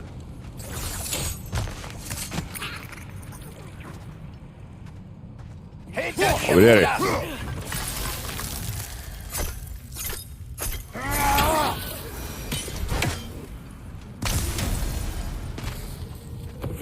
explodiert gleich! Der Chef hier. Okay.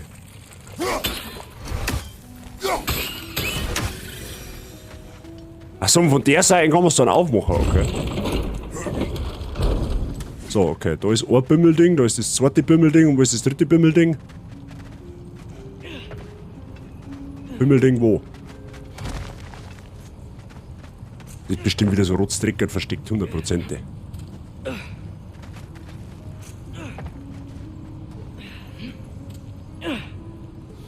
Die kann nicht weit sein, die musst du irgendwo in der Nähe sein, da unten wahrscheinlich, oder?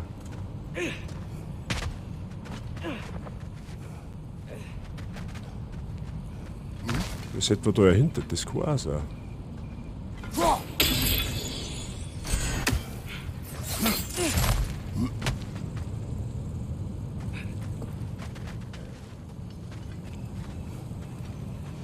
Moment. Das Ding ist da irgendwo. Die hängt Brief und Siegel drauf.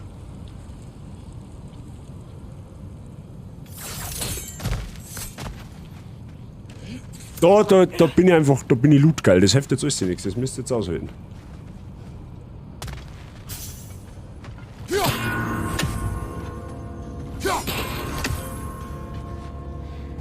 So, und wo ist das dritte? Das ist wahrscheinlich genau irgendwo vor meiner Nase, nur ich sag's gerade nicht. Da oben.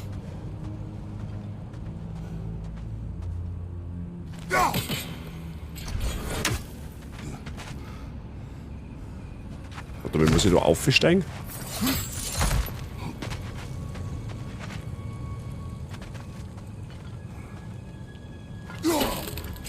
Ah, ernsthaft? Da ist nochmal ein Deal, die wo ich wieder von der anderen Seite aufmachen muss. Are you kidding me? Also wenn in der Kiste nicht irgendwas Brutales drinnen ist, gell, dann hat's ihn gehoben.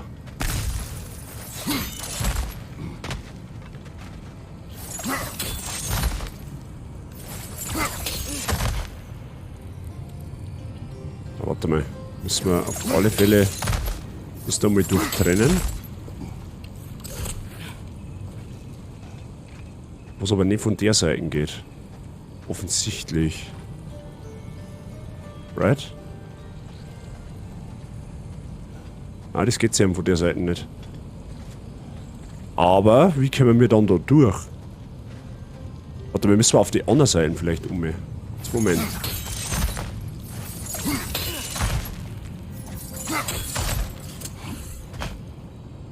Ah, das schaut sich ein bisschen besser an. Aber ist auch noch nicht optimal.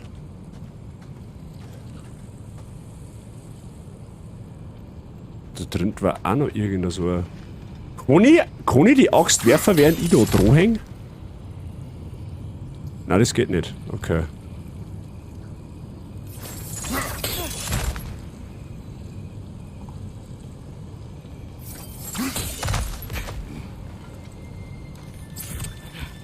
Da hinten ist aber auch etwas.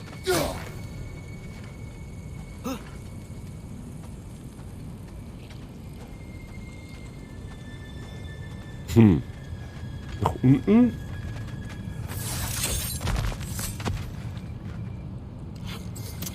Ah, so geht's. Okay. What's up, merci dir fürs Zuschauen. Und einen schönen Mittwochabend wünsche ich dir noch. Du hast nie so viel Interesse gezeigt, wenn ich mit Tieren rede. Oder Zauberring oder sowas. Es hat sich viel verändert. Für uns beide.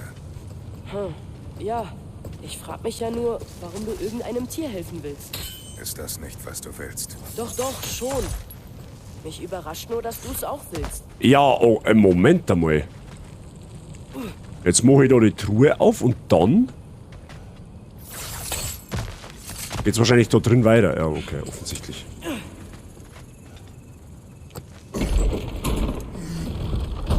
So, das heißt aber jetzt automatisch normalerweise, dass das Ding da länger aktiv sein muss.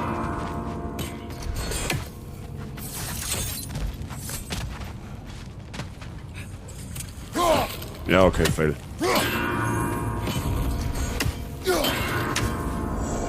Das hat sogar gelangt. Nice. Ey, wenn da jetzt nichts drin ist, dann flippe ich aus.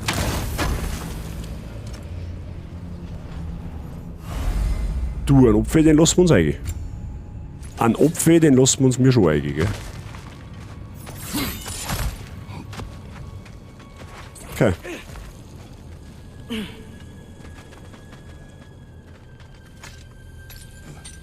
Bin ja gespannt, was das für viel ist, was wir da jetzt dann finden.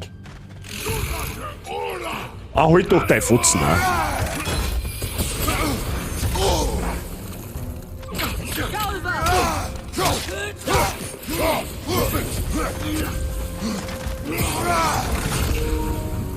Ja, ich seh's schon.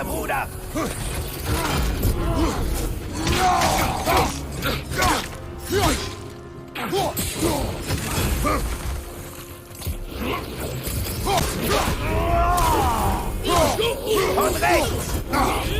Ja, chillt's!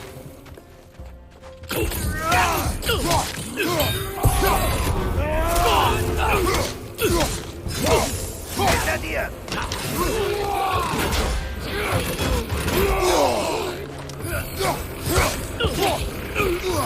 Geht's dir gut? Der dunkle Almsepp, der war im Vorgänger schon ein richtiges Arschloch.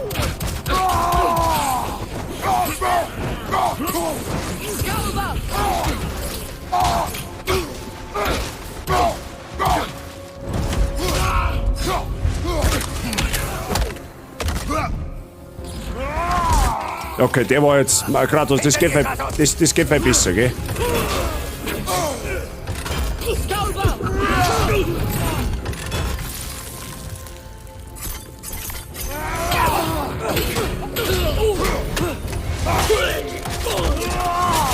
Spektakulär!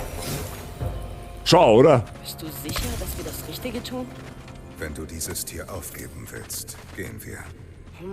Nein, ich will es nicht aufgeben. Aber wenn wir Dunkelalben töten müssen, um hinzukommen. Ich kenne einen jungen Kerl, der bis zu diesem Moment auch eine Draugar-Armee bekämpft hätte, um ein Tier zu retten. Aber es sind keine Draugar, es sind Alben. Ich will nur nicht, dass wir alte Fehler wiederholen. Und uns einmischen. Tja, vermutlich unser ganzes Leben besteht darin, irgendwie uns irgendwo einzumischen, wo wir uns nicht einzumischen hätten. Ja, that's Kratos life.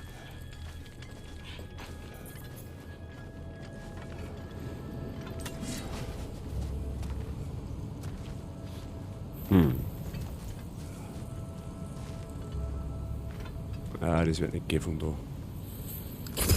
Ja, das denke ich mir schon. Moment, aber vielleicht von der Seite, oder? LOL?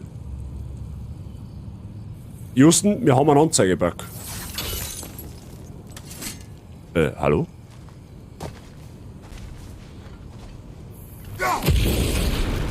So, ein Atreus einmal geschwind weggesprengt.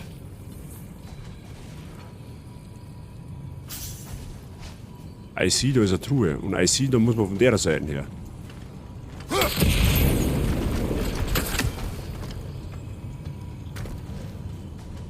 So hat keiner gesehen. Ich glaube auch nicht. Okay, von der Seite offensichtlich nicht.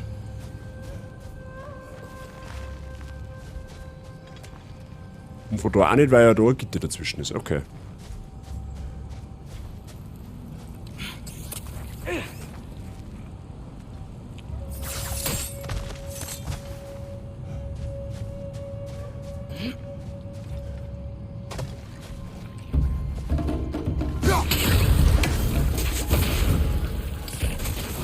Die stinken ja übel. Sag das einmal meine Eiweiße ist. Was?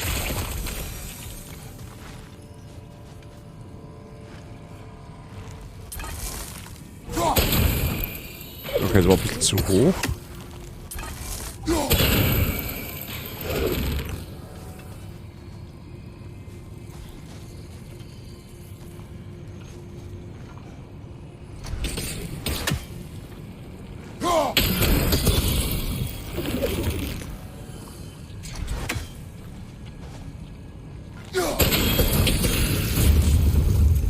Okay, nice.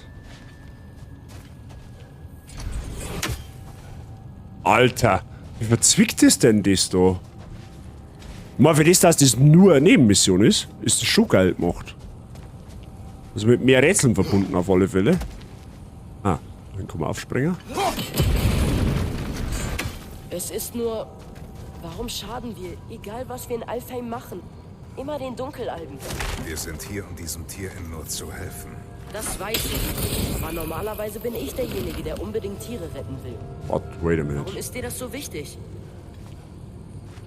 Verheimlichst du mir irgendetwas? Nein.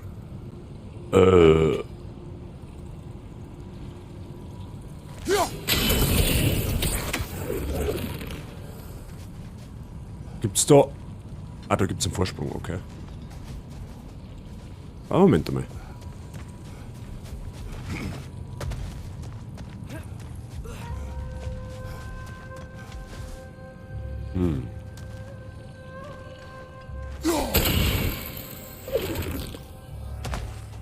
Da ist eine Wurzel über, auf alle Fälle eine zweite. Aber wo? Hä? Wo ist denn die? Oder auf? Nicht. What? Hä? Wait a minute. Wo ist denn da die zweite Wurzel? Ach, da hinten. Wie soll ich denn da jetzt tragen? Ah, so vielleicht?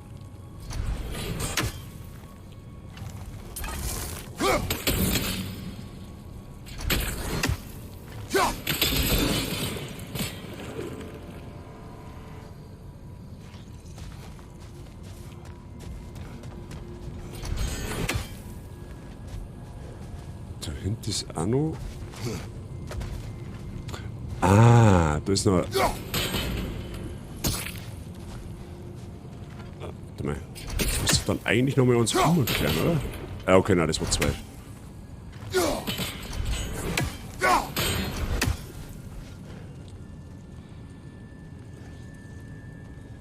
Was kehrt der vielleicht? Moment einmal, der kann vielleicht für das da hinten kehren.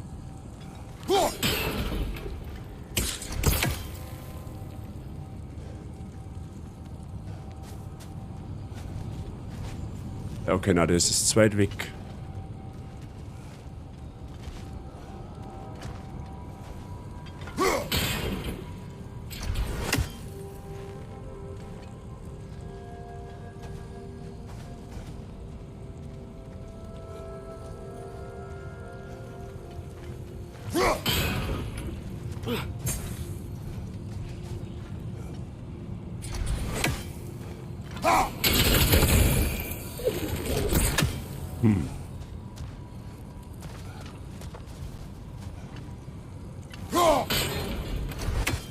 So, wie funktionierst du jetzt, ist die Frage.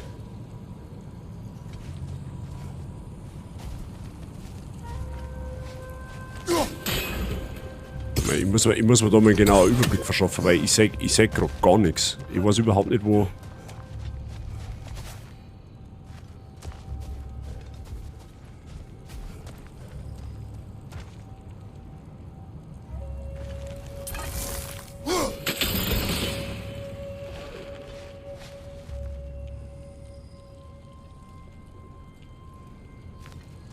Was ist der da wohl? Ah.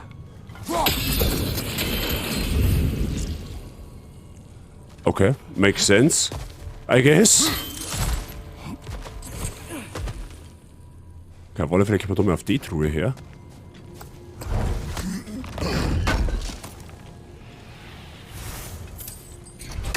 So, und jetzt ist die Preisfrage.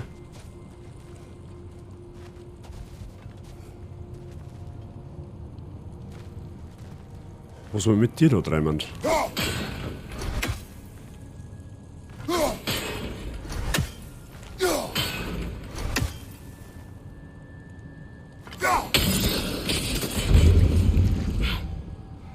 Okay, gut, Problem solved. Zwar mehr schlecht wie recht, aber es ist erledigt. Sauber! Noch ein Nachbar! Von links!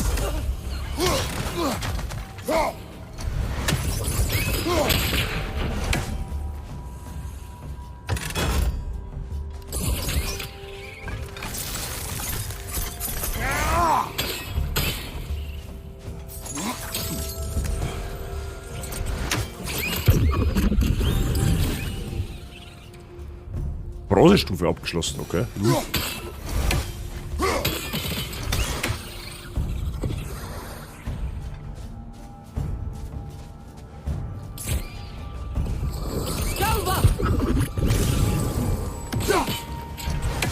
Atreus, der Aiming war vorher auch schon mal besser, gell? Ach, das ist ein Nest!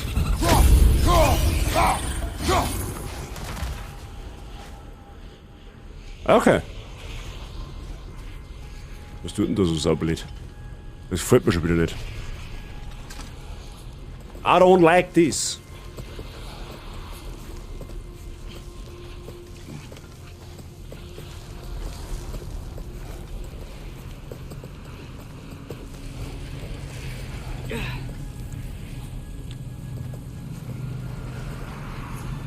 Oh, gefunden. Was ist das? Bei Gevions Geist. Das ist das größte Haftufer, das ich je gesehen habe. Es hat nicht nur Schmerzen. Es versucht zu singen. Das ist das Lied der Sande. Normalerweise singen sie unter der Erde nicht so. Hat das den Sturm verursacht? Ja, der Stocksubstanz nach, die es bedeckt, sitzt es hier schon viele Winter fest. Keine Sorge, Lunch. Wir holen dich raus. Was ist das für ein Name? Naja, das letzte Krakending hieß Tiner, also... Oh, weia. Ich weiß ja jeden Versuch von Humor zu schätzen. Aber das ist wirklich ein furchtbares Wortspiel. Wahrlich beschämend. Na gut, können nicht alle Knaller sein. Ja, okay, dann müssen wir wieder 100.000 über 100.000 verschiedene Ach du Scheiße. Wir müssen die Steine da wegschaffen. Ja, ja, Im das Winkel. kriegen wir schon. Das ist das kleine Problem.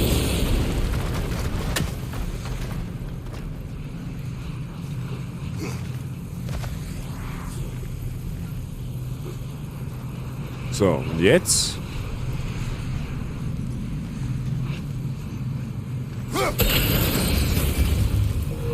Ja, na also. Gut, Punkt 1 haben wir.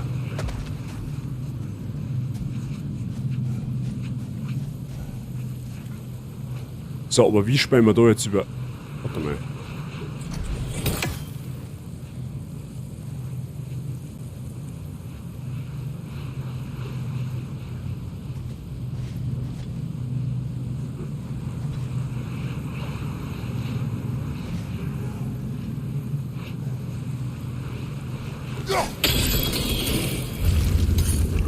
Jetzt kann es sich bewegen, aber es kommt nicht raus.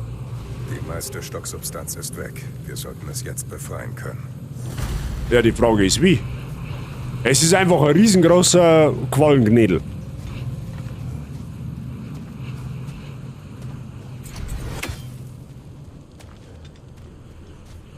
Oh, das ist Truhe. Nice. Warum halten Sie es hier fest? Hafkufers graben gern. Unsere Dunkelalbfreunde trifft also vielleicht nicht die ganze Schuld. Aber es steckt in Ihrem Stock fest.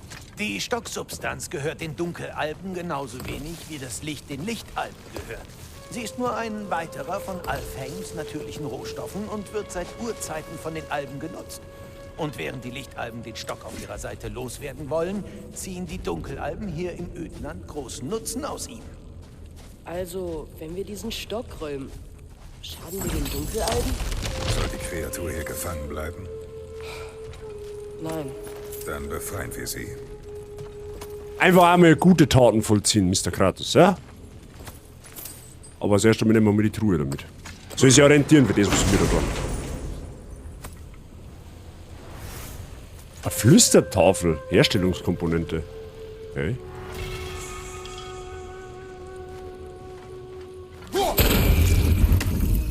Und Brustrüstung haben wir reingekriegt. Die schauen wir uns mal an.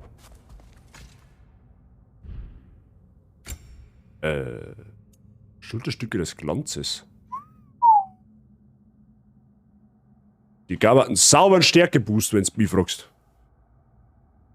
Gut, aber dafür büßen wir halt einiges an Leben. Ich bin mir jetzt nicht sicher, ob wir den Trade eingeben, aber die schaut halt irgendwie geiler aus. Was auch nicht. Ah, wobei. What to do? Runensegen, Ausweichmanöver in letzter Sekunde einrunden. Bin mir jetzt ehrlich gesagt nicht sicher, was wir da nehmen.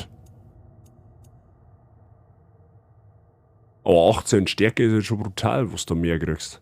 Jetzt warten wir mal ab. Vielleicht kriegen wir dann irgendwie die anderen Stücke da. Wie jetzt? Ich hab gedacht, das können wir befreien, das Viech.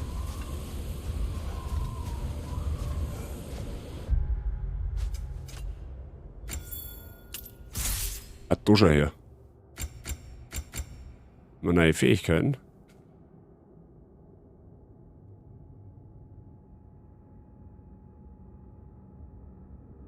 Der ist geil. Den habe ich im letzten Spiel schon gefeiert.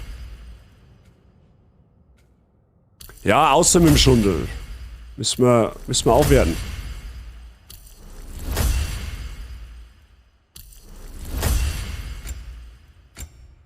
Sonst irgendwas? Waren alle Sachen, oder? Sehe ich gerade noch einen? Hab mich heute mit dem Arbeitskollegen über God of War unterhalten und er ist voll dafür, dass 1 bis 3 mit dem Storytelling von 4 und 5 remaken. Was? Ich hab mich heute mit einem Arbeitskollegen über God of War unterhalten und er ist voll dafür, dass 1 bis 3 mit dem Storytelling von 4 und 5 remaken. Ich bin dagegen. Ja, absolut. Absolut. What the fuck? Achso, der ist nicht, oder was? Kann man den jetzt aufwerten, oder was? Was ist denn das? Fähigkeitsmodifikation freigeschaltet. Mod-Marken verstärken einen Aspekt einer Fähigkeit. Wählen Sie eine Fähigkeit mit einem offenen Mod-Markenplatz und drücken Sie X zum Ansehen.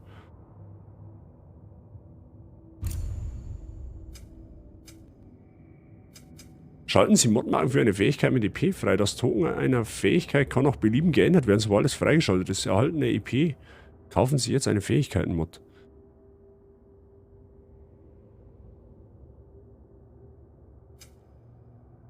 Okay, wir können betäuben. Erhöht erheblich den Frost der Fähigkeit. Erhöht moderate Betäubung, erhöht leicht den Schaden der Fähigkeit. Also jetzt, ich glaube, dass Betäuben da fast besser war.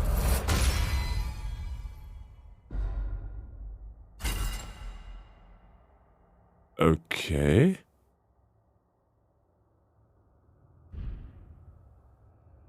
I guess. Warum dagegen? Weil wenn die schon God of War 1 bis 3 remaken, dann sollen sie es so lassen, wie es waren. Also mit Hack and Slay und so weiter und so fort. Einfach klatsch Next-Gen-Grafik drauf, verbessert mache, Quality of Life-Mechaniken und gut ist. Du musst God of War 1 bis 3 nicht so machen wie God of War 4 und 5. Vom Spielsetting her so. God of War 4 und 5 ist eine nette Idee, das so zu machen wie da. Gefällt mir auch mittlerweile. Aber wenn du God of War 1 bis 3 remakes, dann sollen sie es so lassen, wie es war. In meinen Augen.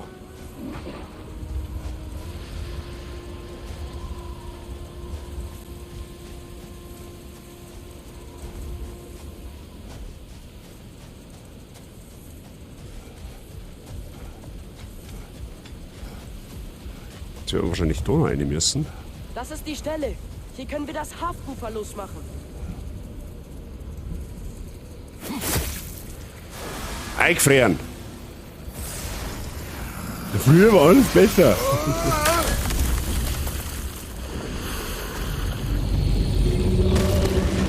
Es fliegt? Natürlich fliegt es. Das ist ein Haftufer. Es klingt jetzt viel glücklicher. Und hey, der Sturm ist weg.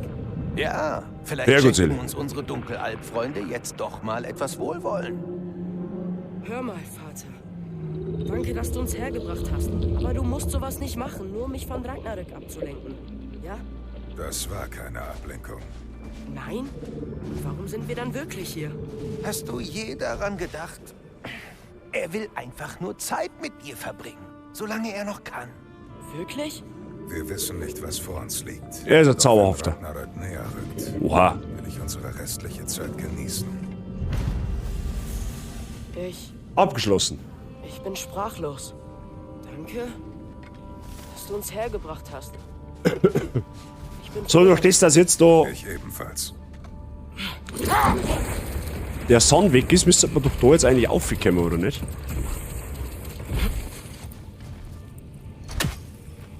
Ah, ich bin so ein Vollidiot.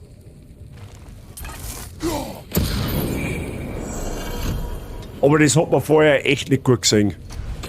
Da muss ich mir jetzt ausnahmsweise mal verteidigen. In dem Fall unterschreibe ich das so.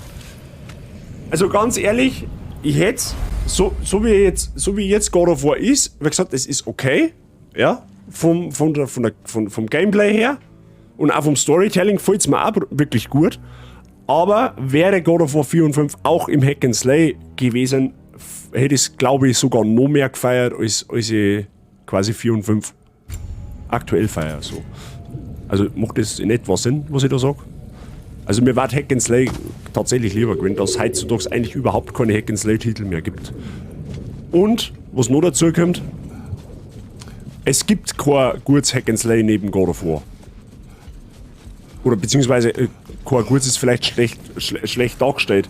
Es gibt kein Hack and Slay, was an God of War ranreicht, sagen wir es so.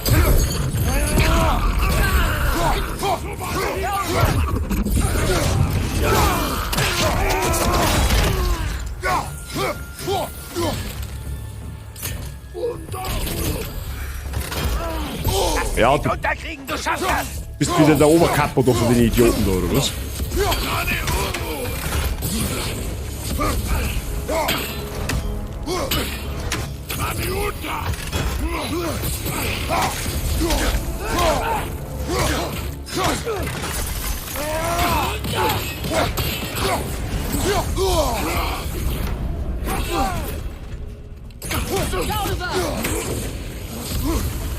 Was ist denn jetzt? Der zieht gerade rum.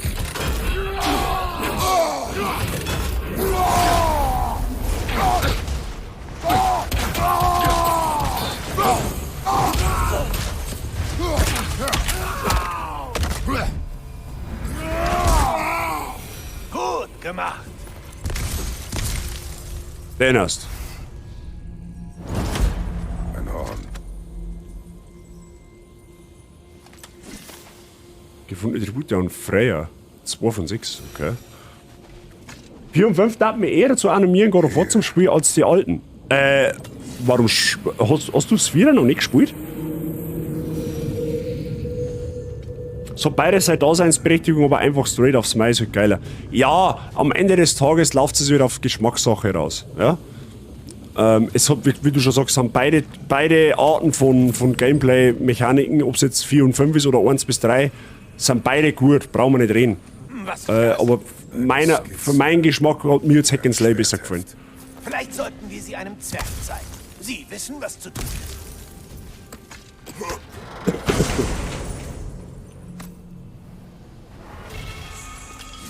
Panzerhandschuhe des Glanzes. Die Bussen auch um 28 Stück. Achso, das ist jetzt das Gegenstück zu den Schütterteilen, was wir gefunden haben.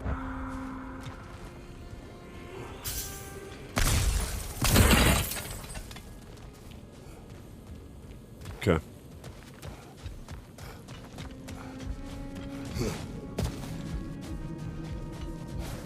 Da vorne haben wir eine, da hinten haben wir eine. Und da unten war noch so ein Weg, wo wir erst können, wenn Neulich Odins Raben erwähnt. Wenn der Sonn weg ist. Was hindert ihn daran, sie zu benutzen, irgendwo aufzutauchen und jeden zu entführen, den er will?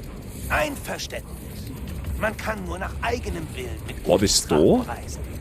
Oh, ist ja nicht so schlimm. Ah, so, na, da haben wir vorher die andere Truhe aufgemacht. Alles klar. Das war da ja hinter meine.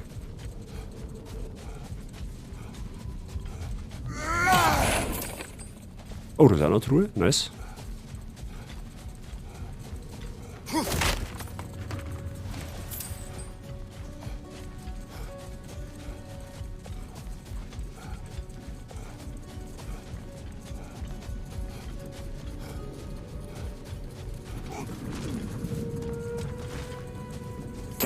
Noch mehr Graugas. Ja, ja, ja.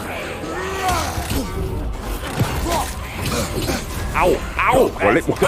Alter, macht der Fisch an. Bist du bescheuert? Er ist schnell! Alter, bist du bescheuert. Okay, jetzt haben wir haben eine Challenge.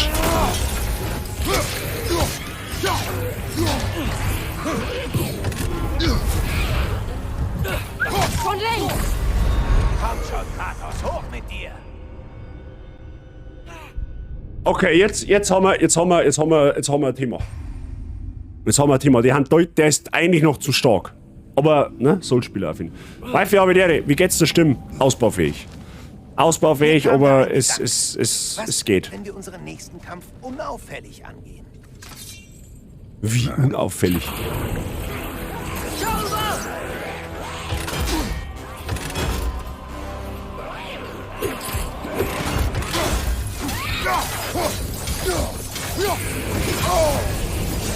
Du stehst in Flammen, aber das wusstest du wahrscheinlich. Ja, wahrscheinlich.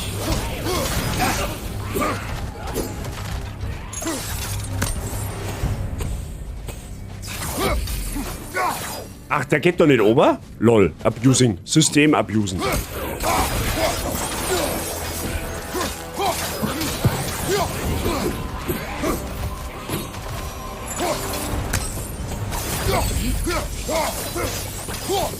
Gut, im Gegenzug zieht sie mal auch kein Leben nicht ab.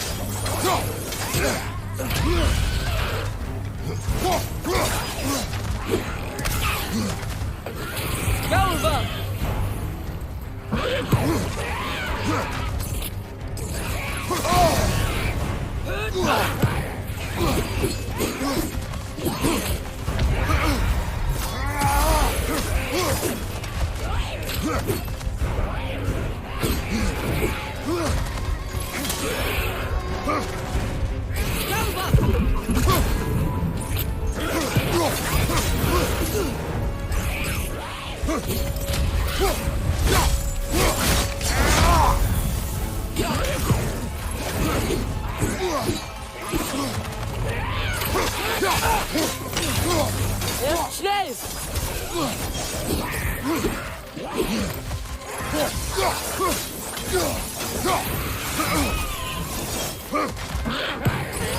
Boah, leck.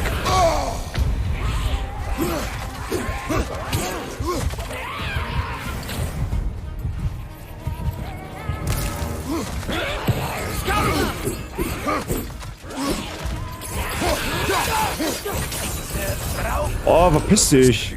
Es gibt Geschichten über eine grausame Herrscherin. Sie war zu wütend, um zu sterben. Wir werden sehen. Aber schlecht war er nicht.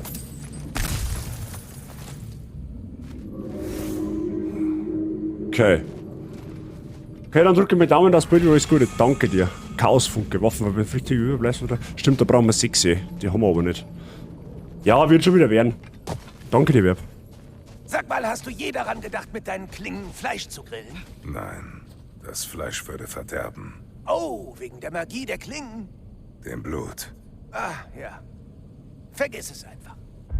Hat denn der Mimir jetzt ernsthaft gefragt, ob er seine Chaosklingen einmal schon mal hergenommen hat, um Fleisch zum Grillen? Was in so einem Kopf alles vorgeht? What the fuck?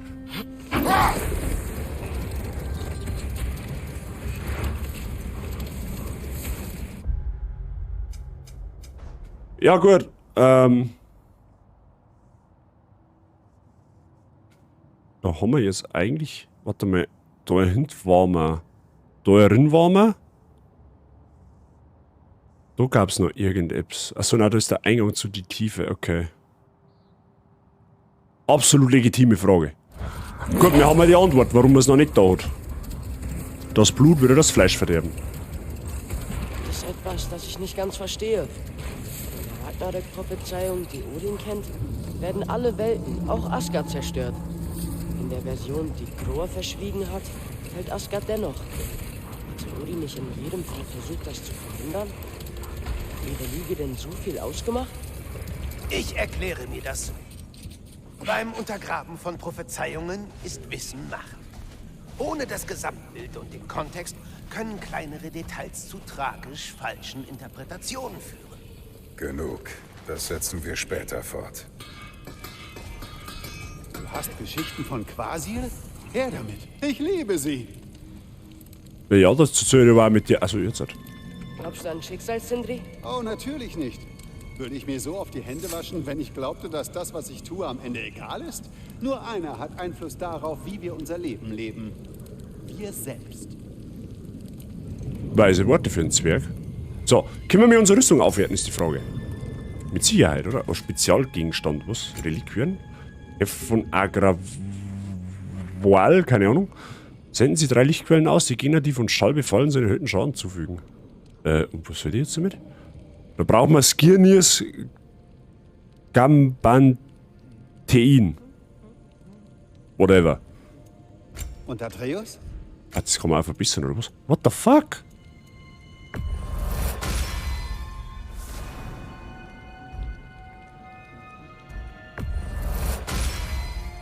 Ja gut, werten wir mal auf, weil das wird schon passen.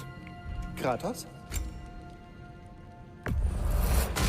Einen Auferstehungsstein machen wir uns auch mal. Falls wir wieder mal sterben. Hoppala. Na, Brudi, wir haben noch nicht fertig. Ich möchte noch schauen, ob ich Rüstung aufwerten kann. Das ging jetzt tatsächlich sogar. Zwergenstall. Wir fahren mit der Rüstung fast besser. Das sage ich, wie es ist. Obwohl halt das schon heftig ist, gell. Also das muss... Gut, die kostet aber auch 10.000, das aufzuwerten. Das muss man jetzt auch sagen. Und die kostet... Was kostet die? Die kostet immer nur 6.000. Aber die Rüstung ist overall aktuell besser. Wir kriegen mal Abwehr, wir kriegen ein bisschen Stärke dazu, wir kriegen ein bisschen Vitalität dazu. Also wir nehmen quasi alles mit, was wir so ein bisschen brauchen. Diesmal lässt du keine Spritzer draufkommen, oder? Kratos? Natürlich nicht. Ah, und jetzt geht unser Zwergenstall ab. Shoutout. Ja gut, aber immerhin Brustrüstung aufgehört. Das ist ja auch mal was. Gut, dann machen wir die Hauptmission. Ja, die machen wir jetzt noch auf jeden Fall. Aber war eine coole Nebenmission, das hat mir gefallen. Hat mir gefallen, so gern wie es ist. So, was haben wir jetzt da? Muspelheim, der Schmelztiegel, da ist die Welt immer noch gesperrt, da können wir noch nicht hin. Was wir jetzt tun, wir schauen mal nach Niflheim. Weil wir haben ja genügend Raben umgebracht. Und da sollten wir eigentlich dann quasi wieder eine Truhe kriegen. Also zumindest hat der Mimir das einmal angedeutet, wir sollten doch nochmal an den Rabenbaum schauen. Also tun wir das Mimir, halt. du hast erzählt, dass Fenris Seele auf dem Weg zum Licht von Alfheim ist. Aber das ist, weil er ein Wolf war, oder? Ja, wäre er ein Gott oder ein Mensch, der im Kampf fiel, hätte ihn eine Walküre nach Valhall oder Folkwanger gebracht. Wäre er ein Mensch oder Gott, der außerhalb des Kampfes starb, käme er nach Helheim. Aber Fenrir war ein Wolf. Also kommt seine Seele zu all jenen in Alfheim. Wie Mutters. Ja, wie die deiner Mutter. Das ist alles so kompliziert, ey. Wenn der stirbt, dann kommt er nach Niflheim, nach Alfheim, der kommt nach Valhalla, wenn der andere beim Scheißen ausrutscht, dann kommt er was weiß ich was hin. Also ich verstehe das alles nicht. Das ist mir einfach zu kompliziert. Weil es gibt einfach nur Himmel und Hölle, das war viel einfacher gewesen.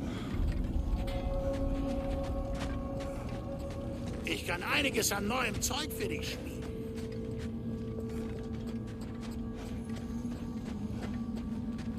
Muspelheim ist ein Winterdomizil, da ist Swarm. Wir, der Vater von allen, sind vom Baum geschwungen. Vater erhielt Weisheit, wir in Knechtschaft gezwungen. Erforderliche Lauben. 13 von 18. Was das bedeutet? Ach so. Ach, damit er anzeigt, wie viel Rauben man braucht. 13 von 28? Hey, aber warte mal. Ach so, das, was wir haben. Und wie erfahre ich jetzt, wie viel das ich brauche, dass ich die aufmachen kann?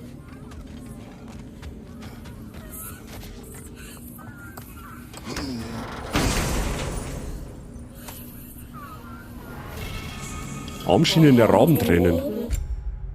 Was ist denn das schon wieder? Oh, die schauen geil aus. Also nur von der Farbe her jetzt, meine ich. Rein von der Farbe her schauen die geil aus. Aber gut. Aus vielem Tod, bis dein Stein uns befreite aus unserer Not. Zählst du eigentlich? Der Raben befreit also irgendwie ihre Geister. Gut zu wissen. Frei. Tja, jedenfalls frei von Odins Kontrolle. Da schau her, die haben auch erhöhte Gaspreise, deswegen ist da die ganze Zeit Winter. Die harzen da einfach nicht mehr, die Teufel. Er hat sowieso einen Hitze, ja, mit T-Shirt umeinander. Ihre Gedichte mit Vergnügen ab. Ja, dann machen wir. Wenn ich einen Sitzen habe, versuche ich gern, mir einen Reim darauf zu machen. Er ist halt einfach der Coolste. Gut.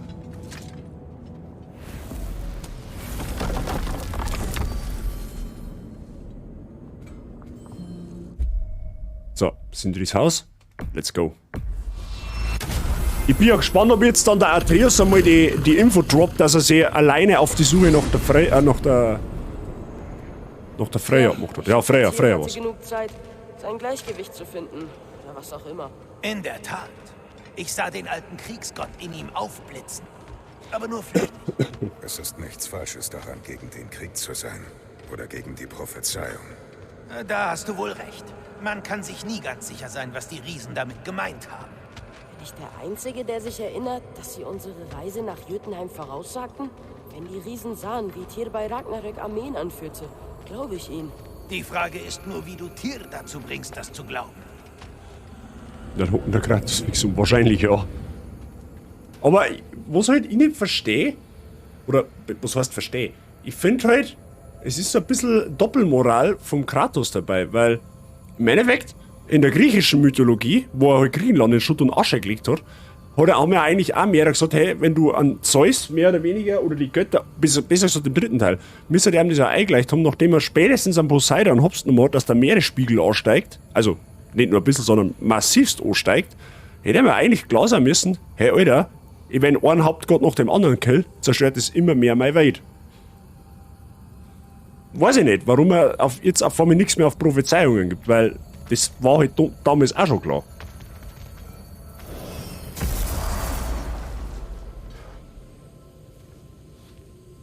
So. Ey, wer pfeift, hat zwei Luft im Kopf, ist dir das schon klar? Ist dir das eigentlich schon klar, Mr. Flauschknädel? Vorzüglich. Ich biete den Wissbegierigen gerne meine Führung an. Hinter dem Vorsprung, bei dem Tor dort, habe ich diese Drachen bemerkt. Drachen? Oh nein, junger Meister Atreus, das sind Lindwürmer. Der Nachwuchs Niddaugers. Niddaugr? Das ist die Mutter? Richtig. Sie ist außerdem gewissermaßen ein wichtiger Teil des Lebenszyklus von Yggdrasil. Ich kümmere mich hier oben um die Äste und Niddaugr frisst von unten die Wurzeln, damit nichts wuchert. Eine feine Balance. Sind sie freundlich? Nicht ansatzweise so umgänglich wie ich, aber es gibt keinen Grund, Feindseligkeiten zu erwarten, solange man sie in Frieden lässt. Niddaugr ist eine strenge Matriarchin. Sie beschützt ihren Nachwuchs und ist ebenso entschlossen, sie ordentlich zu disziplinieren. Das klingt... vertraut. Kratos, Freunde. what are you seeing there? Jetzt hau endlich ab! Ah ja, ich finde das Eich, das Orchkatzel, das ist glaube ich nichts wieder.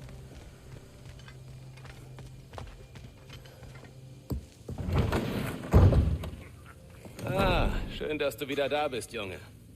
Komm und hilf mir, ja? Oh, klar. Oh, schon wieder der Gräß ein Tisch zimmert. Kratos, der Eintopf wird mit der Zeit nur besser. Zu Abendessen. Besser geht. Ja. Was ist aus God of War geworden? Verzeih mir. Weißt, früher hat der Kratos 3 Jahrhunderte durchkämpft ohne Essen. Wenn man so lange eingesperrt ist, vergisst man. Atreus. Iss. Da, Stammtisch, Schafkopfkarten raus und dahin geht's. Oh, Vorsicht, Vorsicht! Danke.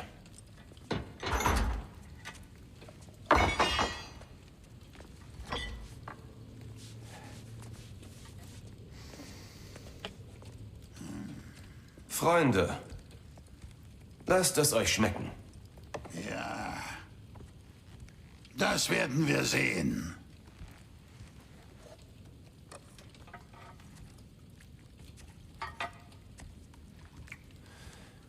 Hier, bitte sehr.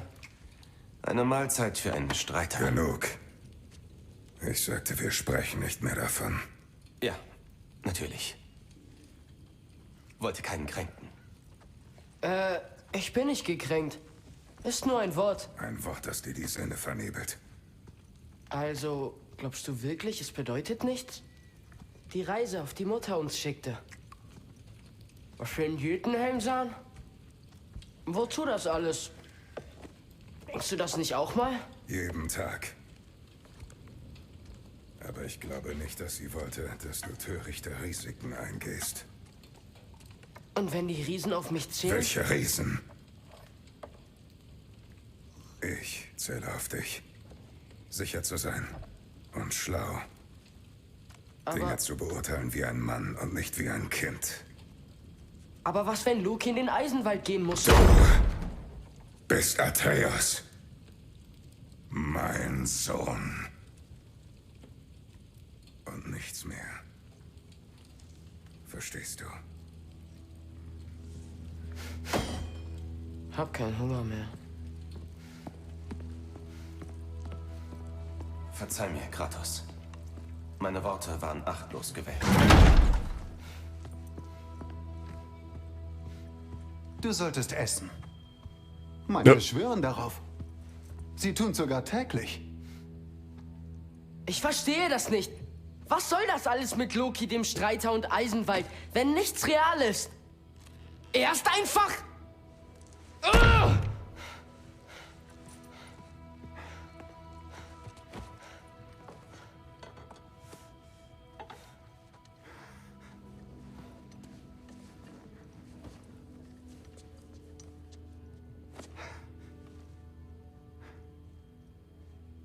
Darf ich dir den besten Rat für den heutigen Tag und vielleicht immer geben? Schlaf. Dann klärt sich all der Ärger, der deinen Kopf belastet. Klar. Schön, schlafen. Klingt gut. Ich mein's ernst. Ja, ich auch. Und jetzt raus mit dir. Bin schon weg. Grüß, habe die Ehre. Messer dir für den Löck.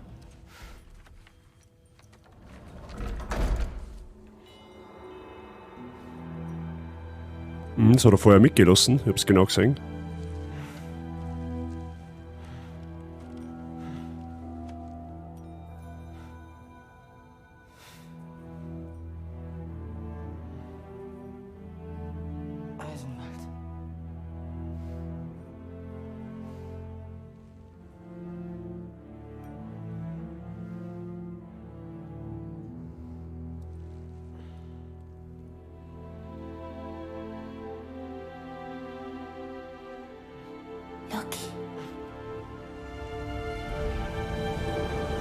Jeff.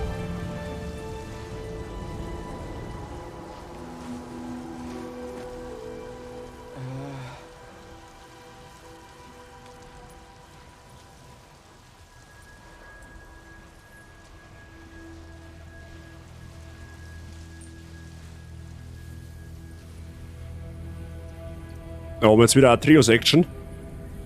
Tatsächlich. Oh, hi.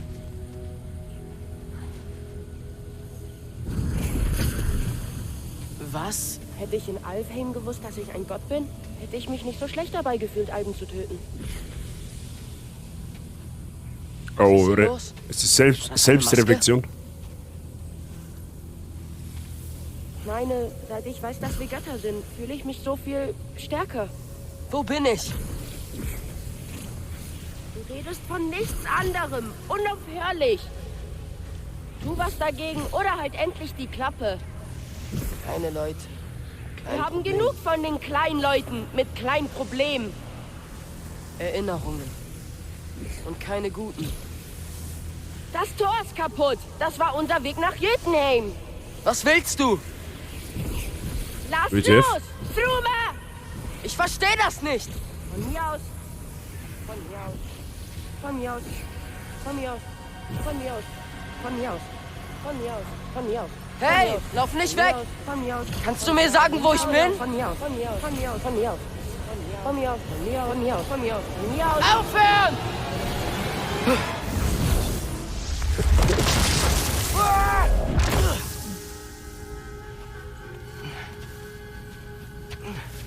Okay.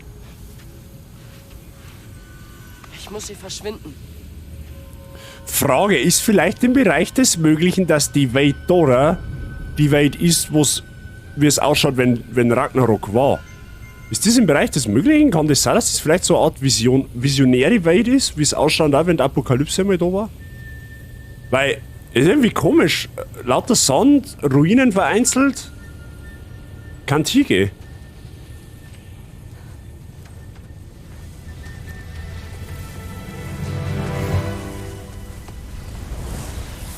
Ja, da darf ich jetzt umspringen.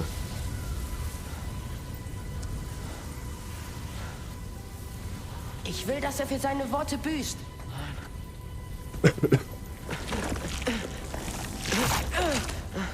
Aber wir sind Götter. Wir tun, was immer wir wollen. Bitte, warte! Bitte!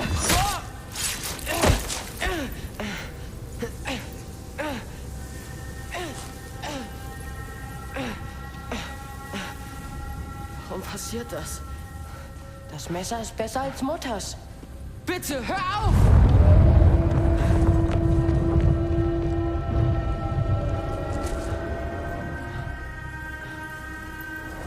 Wird tatsächlich auch eine Mischung aus Asgard und Ägypten denkt.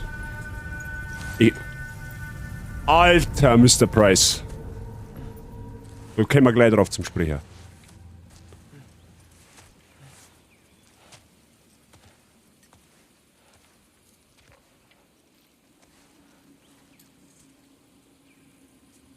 Wo bin ich?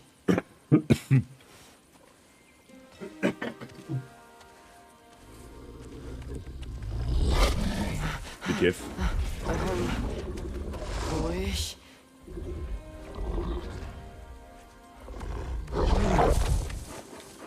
Er ist flauschig. Er ist total flauschig. Alter, wie geil schaut denn das aus, bitte? Wir folgen? Dem Wolf folgen. Ist das der Fenrir? Weil du das gerade sagst, mit Ägypten. Da war doch im letzten Teil so ein Easter Egg, wo die Göttersymbole angezeigt worden haben und da war Ägypten, das Auge von Ra mit dabei. Wer weiß, ne? Wer weiß, ob uns die Reise am Ende nicht nach Ragnarok führt, sondern nach Ägypten. Und wir werden es erfahren. Die eine Mauer mit den 4 Symbolen, genau richtig. Okay, wir sehen uns. Boah, können wir uns mal kurz drüber unterhalten, wie geil das ausschaut.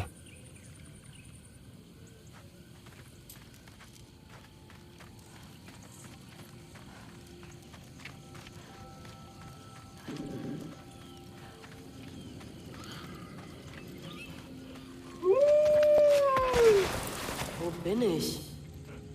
Kannst du mich verstehen? 2 Wölfe. Oh, hallo.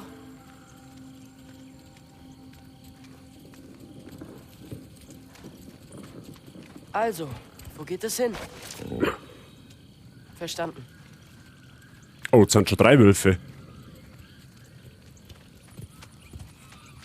Ich hatte einen wilden Traum und bin gerade hier aufgewacht. Ist das Eisenwald? Ich glaube, dass er hat ja die Möglichkeit, Gestaltwandlung zu machen, ja? Vor allem Tierwandlung, also praktisch, er kann sich in Tiere verwandeln. Ich glaube, dass er jetzt das gerade trammt, aber in echt, praktisch, ist er gerade ein Wolf und läuft wahrscheinlich irgendwo hin. Wie bin ich hierher Also kann ich mir vorstellen. Ich hab mich hierher geträumt? Ich meine, das muss ich wohl. Ja, die Suppe schaut aber nicht gut aus.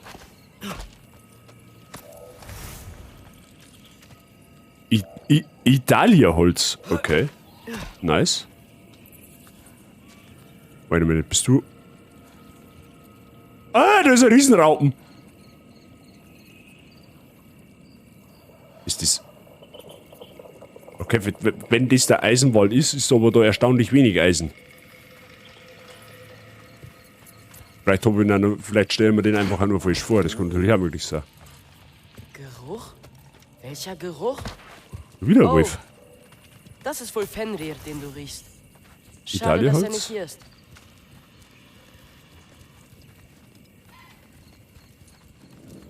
Alter, wie viele Wölfe leben denn da? Der ganz Rudel voll. Ha, du bist nicht allein, was? Wo ist denn dieser Blattvogel oder was? Was ist das für ein Duft? Die Luft hier ist... keine Ahnung. Ah, er wetzt sie. Liegt es an den Bäumen?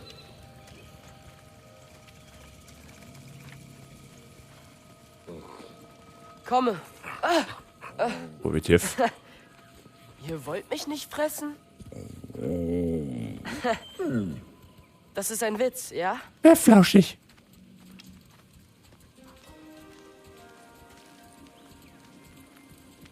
So einen Wald habe ich noch nie gesehen.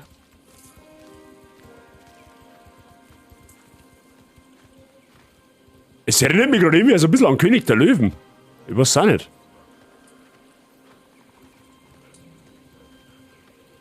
Hierdurch?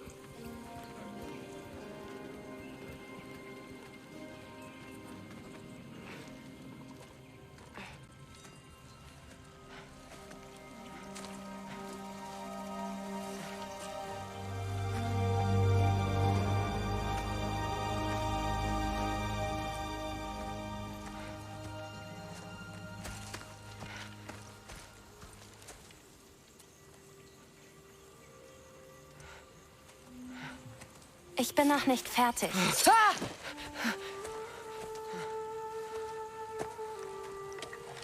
Habe ich die recht? Die Farbe wird aus der Rinde der Eisenwaldbäume gewonnen. Sie nehmen die Erinnerungen des Waldes auf. Die Farbe kennt sie also auch. Erinnerungen an Vergangenes. An die Zukunft.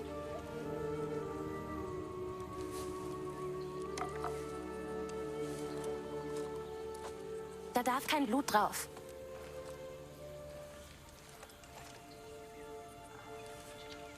So, wer bist jetzt du?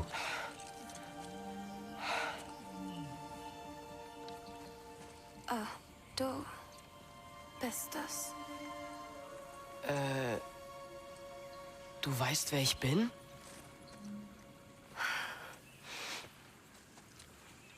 Was ist? Mein ganzes Leben warte ich auf diesen Moment. Wie war's, wenn du mir vorstellst?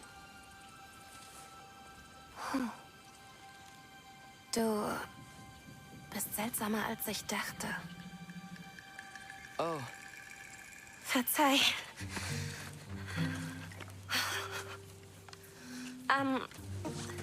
War das fies? Ja. Verdammt. Und schon vermassle ich's. Es ist nur, du bist der Erste, mit dem ich rede seit sehr langer Zeit. Flirten ist genau ein Ding. Seltsam kann gut sein. Danke?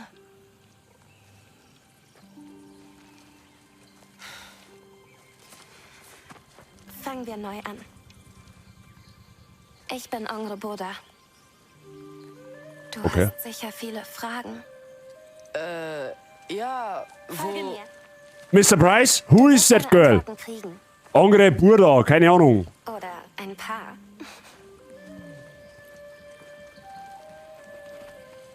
Ich verstehe die Frage nicht. Du meintest, du kennst mich? Wie gesagt. Keinen Sau, schlecht. Keine Antworten bei Loki. Klar. Das verschollene Heiligtum. Nicht dein Name? Nein, es ist mein Name. Ich bin Loki. Ongre Boda. Okay.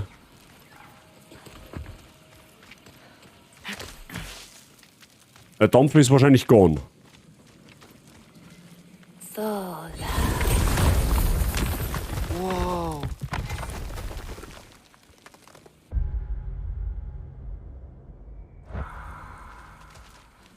Ja, Fähigkeiten, um die Fähigkeiten anzusagen. Also da Bogenfähigkeit, stechendes Speerfeuer, ja, das haben wir schon. Ja, und jetzt?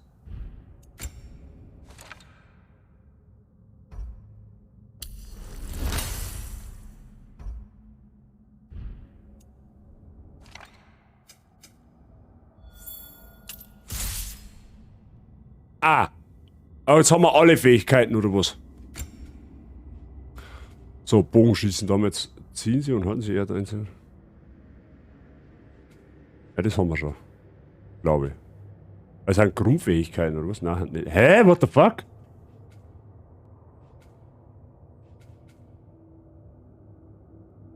Okay, du schämst dich gerade in grünen Boden, dass du es nicht gewusst hast. Warum ist es so offensichtlich gewesen, oder was?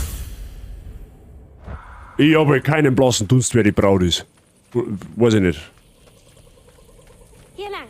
Ich, gehe meinen eigenen Weg. Also, wo genau bin ich? Da war dieser Nebel. Oh, man sagt ja, Utgard kann verwirrend sein. Doch hier im Eisenwald bist du sicher. Hey, aber er trampt doch das alles hier nur. Er ist ja nicht wirklich tot. Ich kann das aber nicht spoilerfrei sagen, zumindest von der Mythologie. Dann sagst du lieber nichts. Also, ich dachte, Eisenwald sei nicht real. Raffiniert, oder? Wenn der Wald der Riesen nicht existiert, sucht Odin nicht danach. Der Wald der Riesen. So wird er von einigen genannt. Oder... Wait a minute.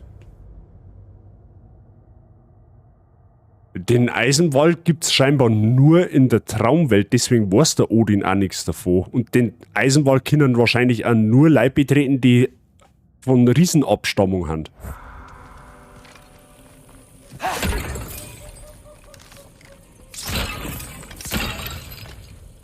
Einfach mal kaputt machen, scheißegal, ob das in einem Traum ist oder nicht.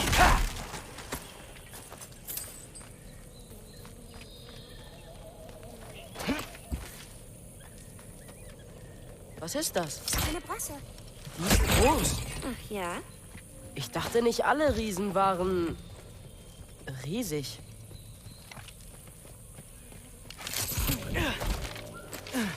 Also, was machst du hier? Malen, sammeln, überleben. Wir waren wirklich dran. Aber warum auf mich warten? Weil mein Schicksal ist, dir deins zu verkünden. Ah ja. Pass auf!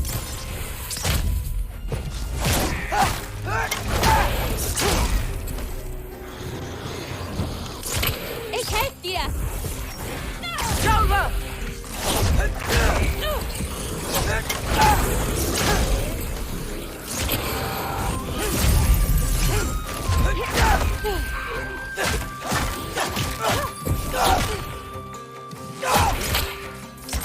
Das war der erste Kampf gegen einen Draugurt, bei dem... Danke. Der erste Kampf gegen Draugul, bei dem was? Ich verstehe die Frage nicht. Ich check's nicht. Winter überleben. Warte, gibt's den hier auch? Kennst du den? Ja.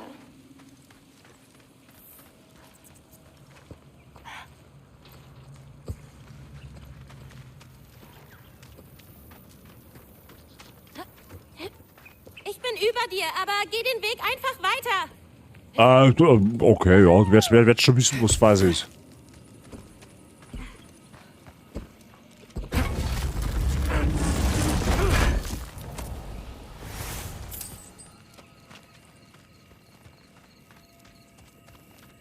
Ist das ein Kettenhemd?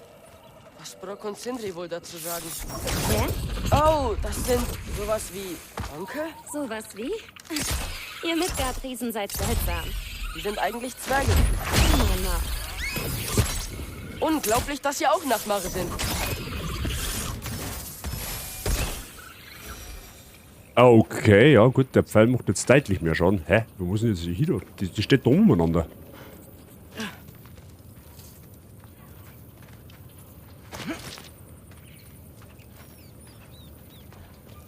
Okay.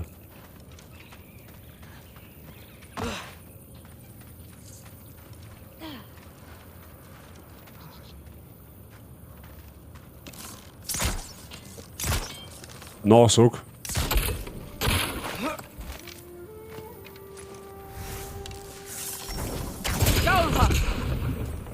Oh, Gesundheit auffüllen, das heißt, da kommen gleich Gegner. Machst du gerne Sachen kaputt? Das hat mein Vater immer. Weißt du was? Vergiss es.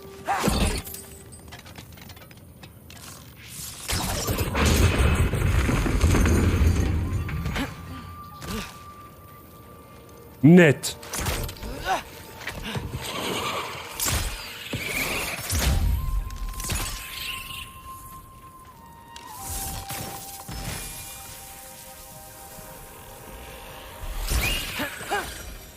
Ui, das war knapp. Noch gar nicht gesehen, wo er ist.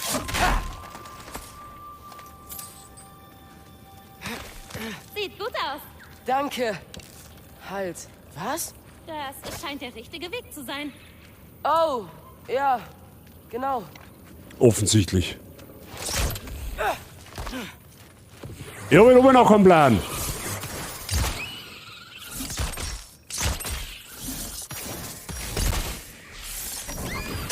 Galva!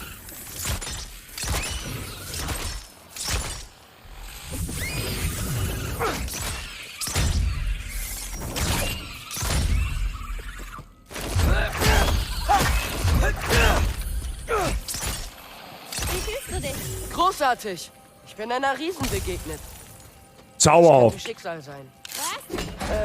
Tut mir leid. Das ist bloß sehr aufregend. Na schön. Randalierender Steinbock. Ruft einen Spektralsteinbock zum Reiten und Umrennen der Gegner herbei. Das hört sich zauberhaft an.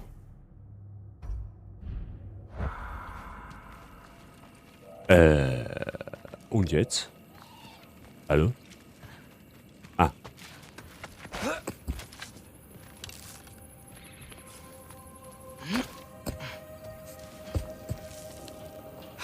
Es ist alles in Ordnung, oder? Ja, ich bin in einem Zauberwald, der nicht da sein sollte. Rede mit einer Riesin und sie ist... Glor. Ja. Galva.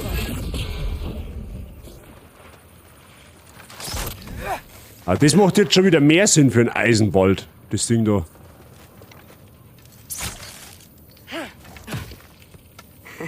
Oh, hab dich. Danke. Schätze, ich habe hier noch nicht alles im Griff, ha? Wohin gehen wir?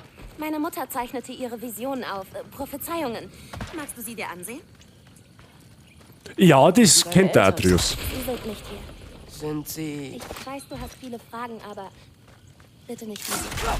In Ordnung? Tut mir leid. Ja, wenn hättest du uns schon verzeihen können, was Phase ist jetzt da. Aber das kommt wahrscheinlich noch. Loki! Ich hab's. Sag mir wann. Ja, ein bisschen jetzt. Los!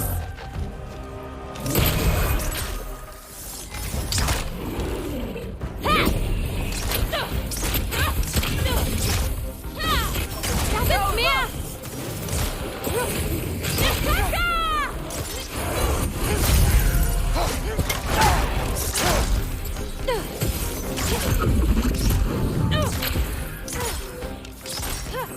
Moment! Galva!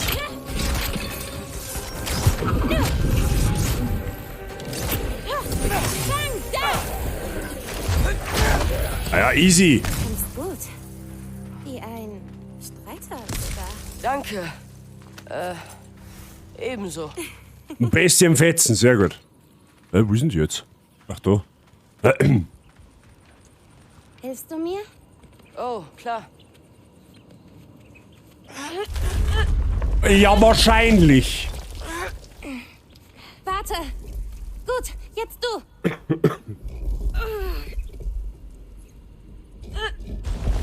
Da wiegt du auch gerade 700 Tonnen. Wow. Das ist E.T.s Medaillon. Um die Wette? Was? Los! Na gut.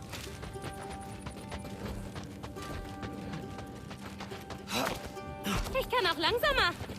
Ja, du warst da 8 Meter vor mir. Blöde Kuh.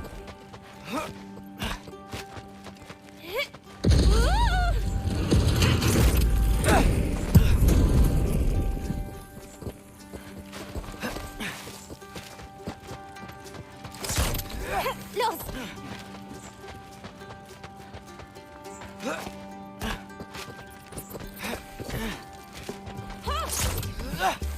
Wow. Wer zuerst runter ist, gewinnt!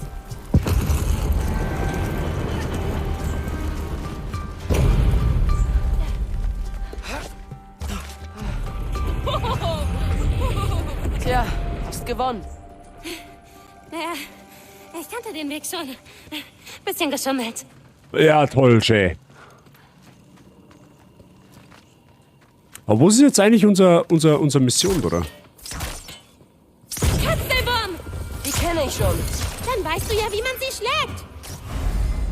Falken rufen. Halten Sie 4 gedrückt, um scheiß doch der Hund drauf, Geisterfalken zu beschwören und mächtige Riesenmagie zu entfesseln. Hier ist sonst nicht so viel los. Ich Glückspilz.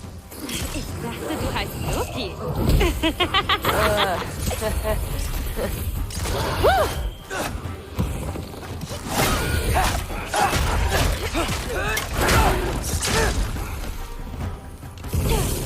Hiervon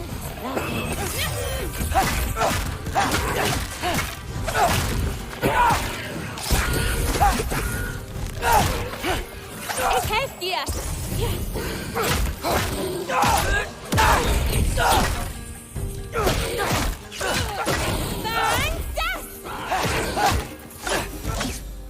Okay. Wer recht soll... Was? Wer recht soll der Maß? So will es das Gesetz. Was, wer recht? What? Was? What? Leid, verwirrt's mich nicht.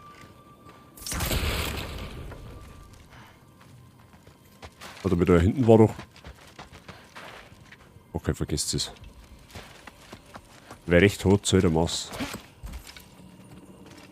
Wir sind fast bei Mutters Bei Noahs Vision aufschrieb. Bei was recht? Das Erbe unseres Was hab mich wieder verschmerzt jetzt, oder was? Trotz der Bemühungen der Asen.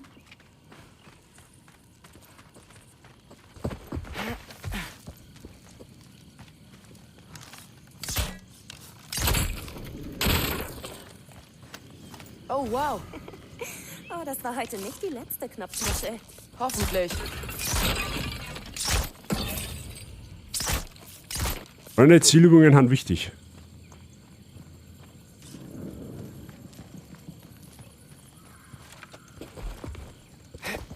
Hier.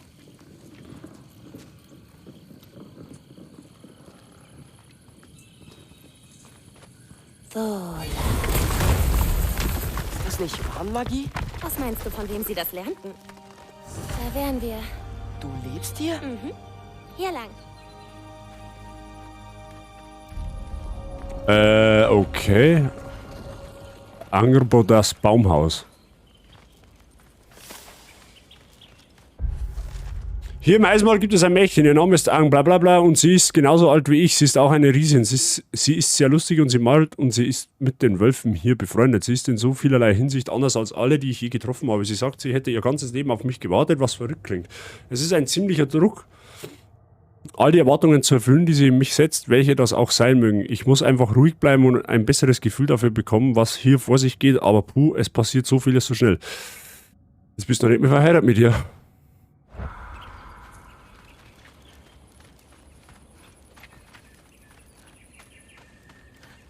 Aber die Option. Na, ist fit. Halt! Ist das mein Schrein? Ich wollte ihn wiedersehen. Für viele Riesen ist es schön, ihren Weg zu finden und zu gehen. Oh. Natürlich sehen andere die Zukunft und sind durcheinander. Jetzt bin ich gespannt. Oh, da wird jetzt irgendein Scheiß revealed. 100%. Bereit? Ja, bin bereit.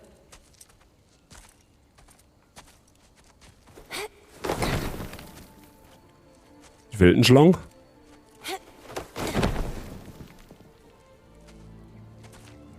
Das habe ich schon gesehen, wo wir Mutters Asche verstreuten. Es war an der Wand. Alles war schon geschehen, so wie es sagte. Aber der Teil war beschädigt. Oh, das sind wir. Oh, jetzt wird's interessant. Was ist da drin? Wer das wohl ist?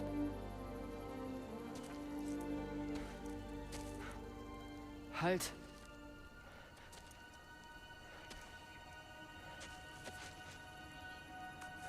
Tor. Der Tor, wo ein Kratos killt. Das ist falsch. Das kann nicht passieren. Nein, nein, nein. Nein, das ist nicht echt. Eisenwald ist nicht echt, Utgard ist nicht echt. Nichts hier ist echt! Loki!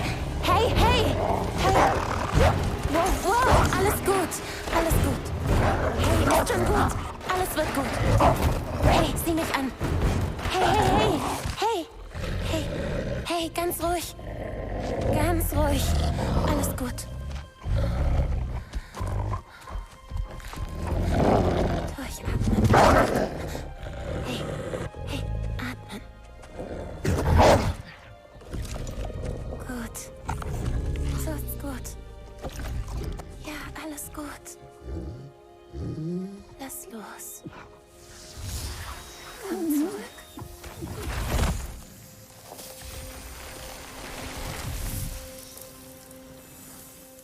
Schon gut. Dir geht's gut. Tut mir leid. Ich weiß nicht, was das war. Das passiert allen. Mach dir keine Sorgen. Das passiert allen? Nicht das mit dem Wolf, aber die Angst vor der Zukunft. Das ist nicht meine Zukunft. Da steht, ich diene Odin und mein Vater stirbt. Das kann nicht sein. Hey, genau so wird alles ausgehen. Und je eher du das annimmst, desto besser. Scheiße, das war gemein. Hey. Vergiss das jetzt erstmal. Vergiss die Zukunft. Vergiss Loki. Du bist ein Riese. Und du erhältst gerade eindeutig Kräfte, die du noch nicht verstehst. Gehen wir ein Stück.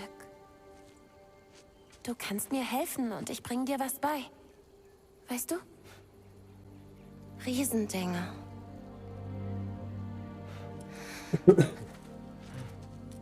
Na komm.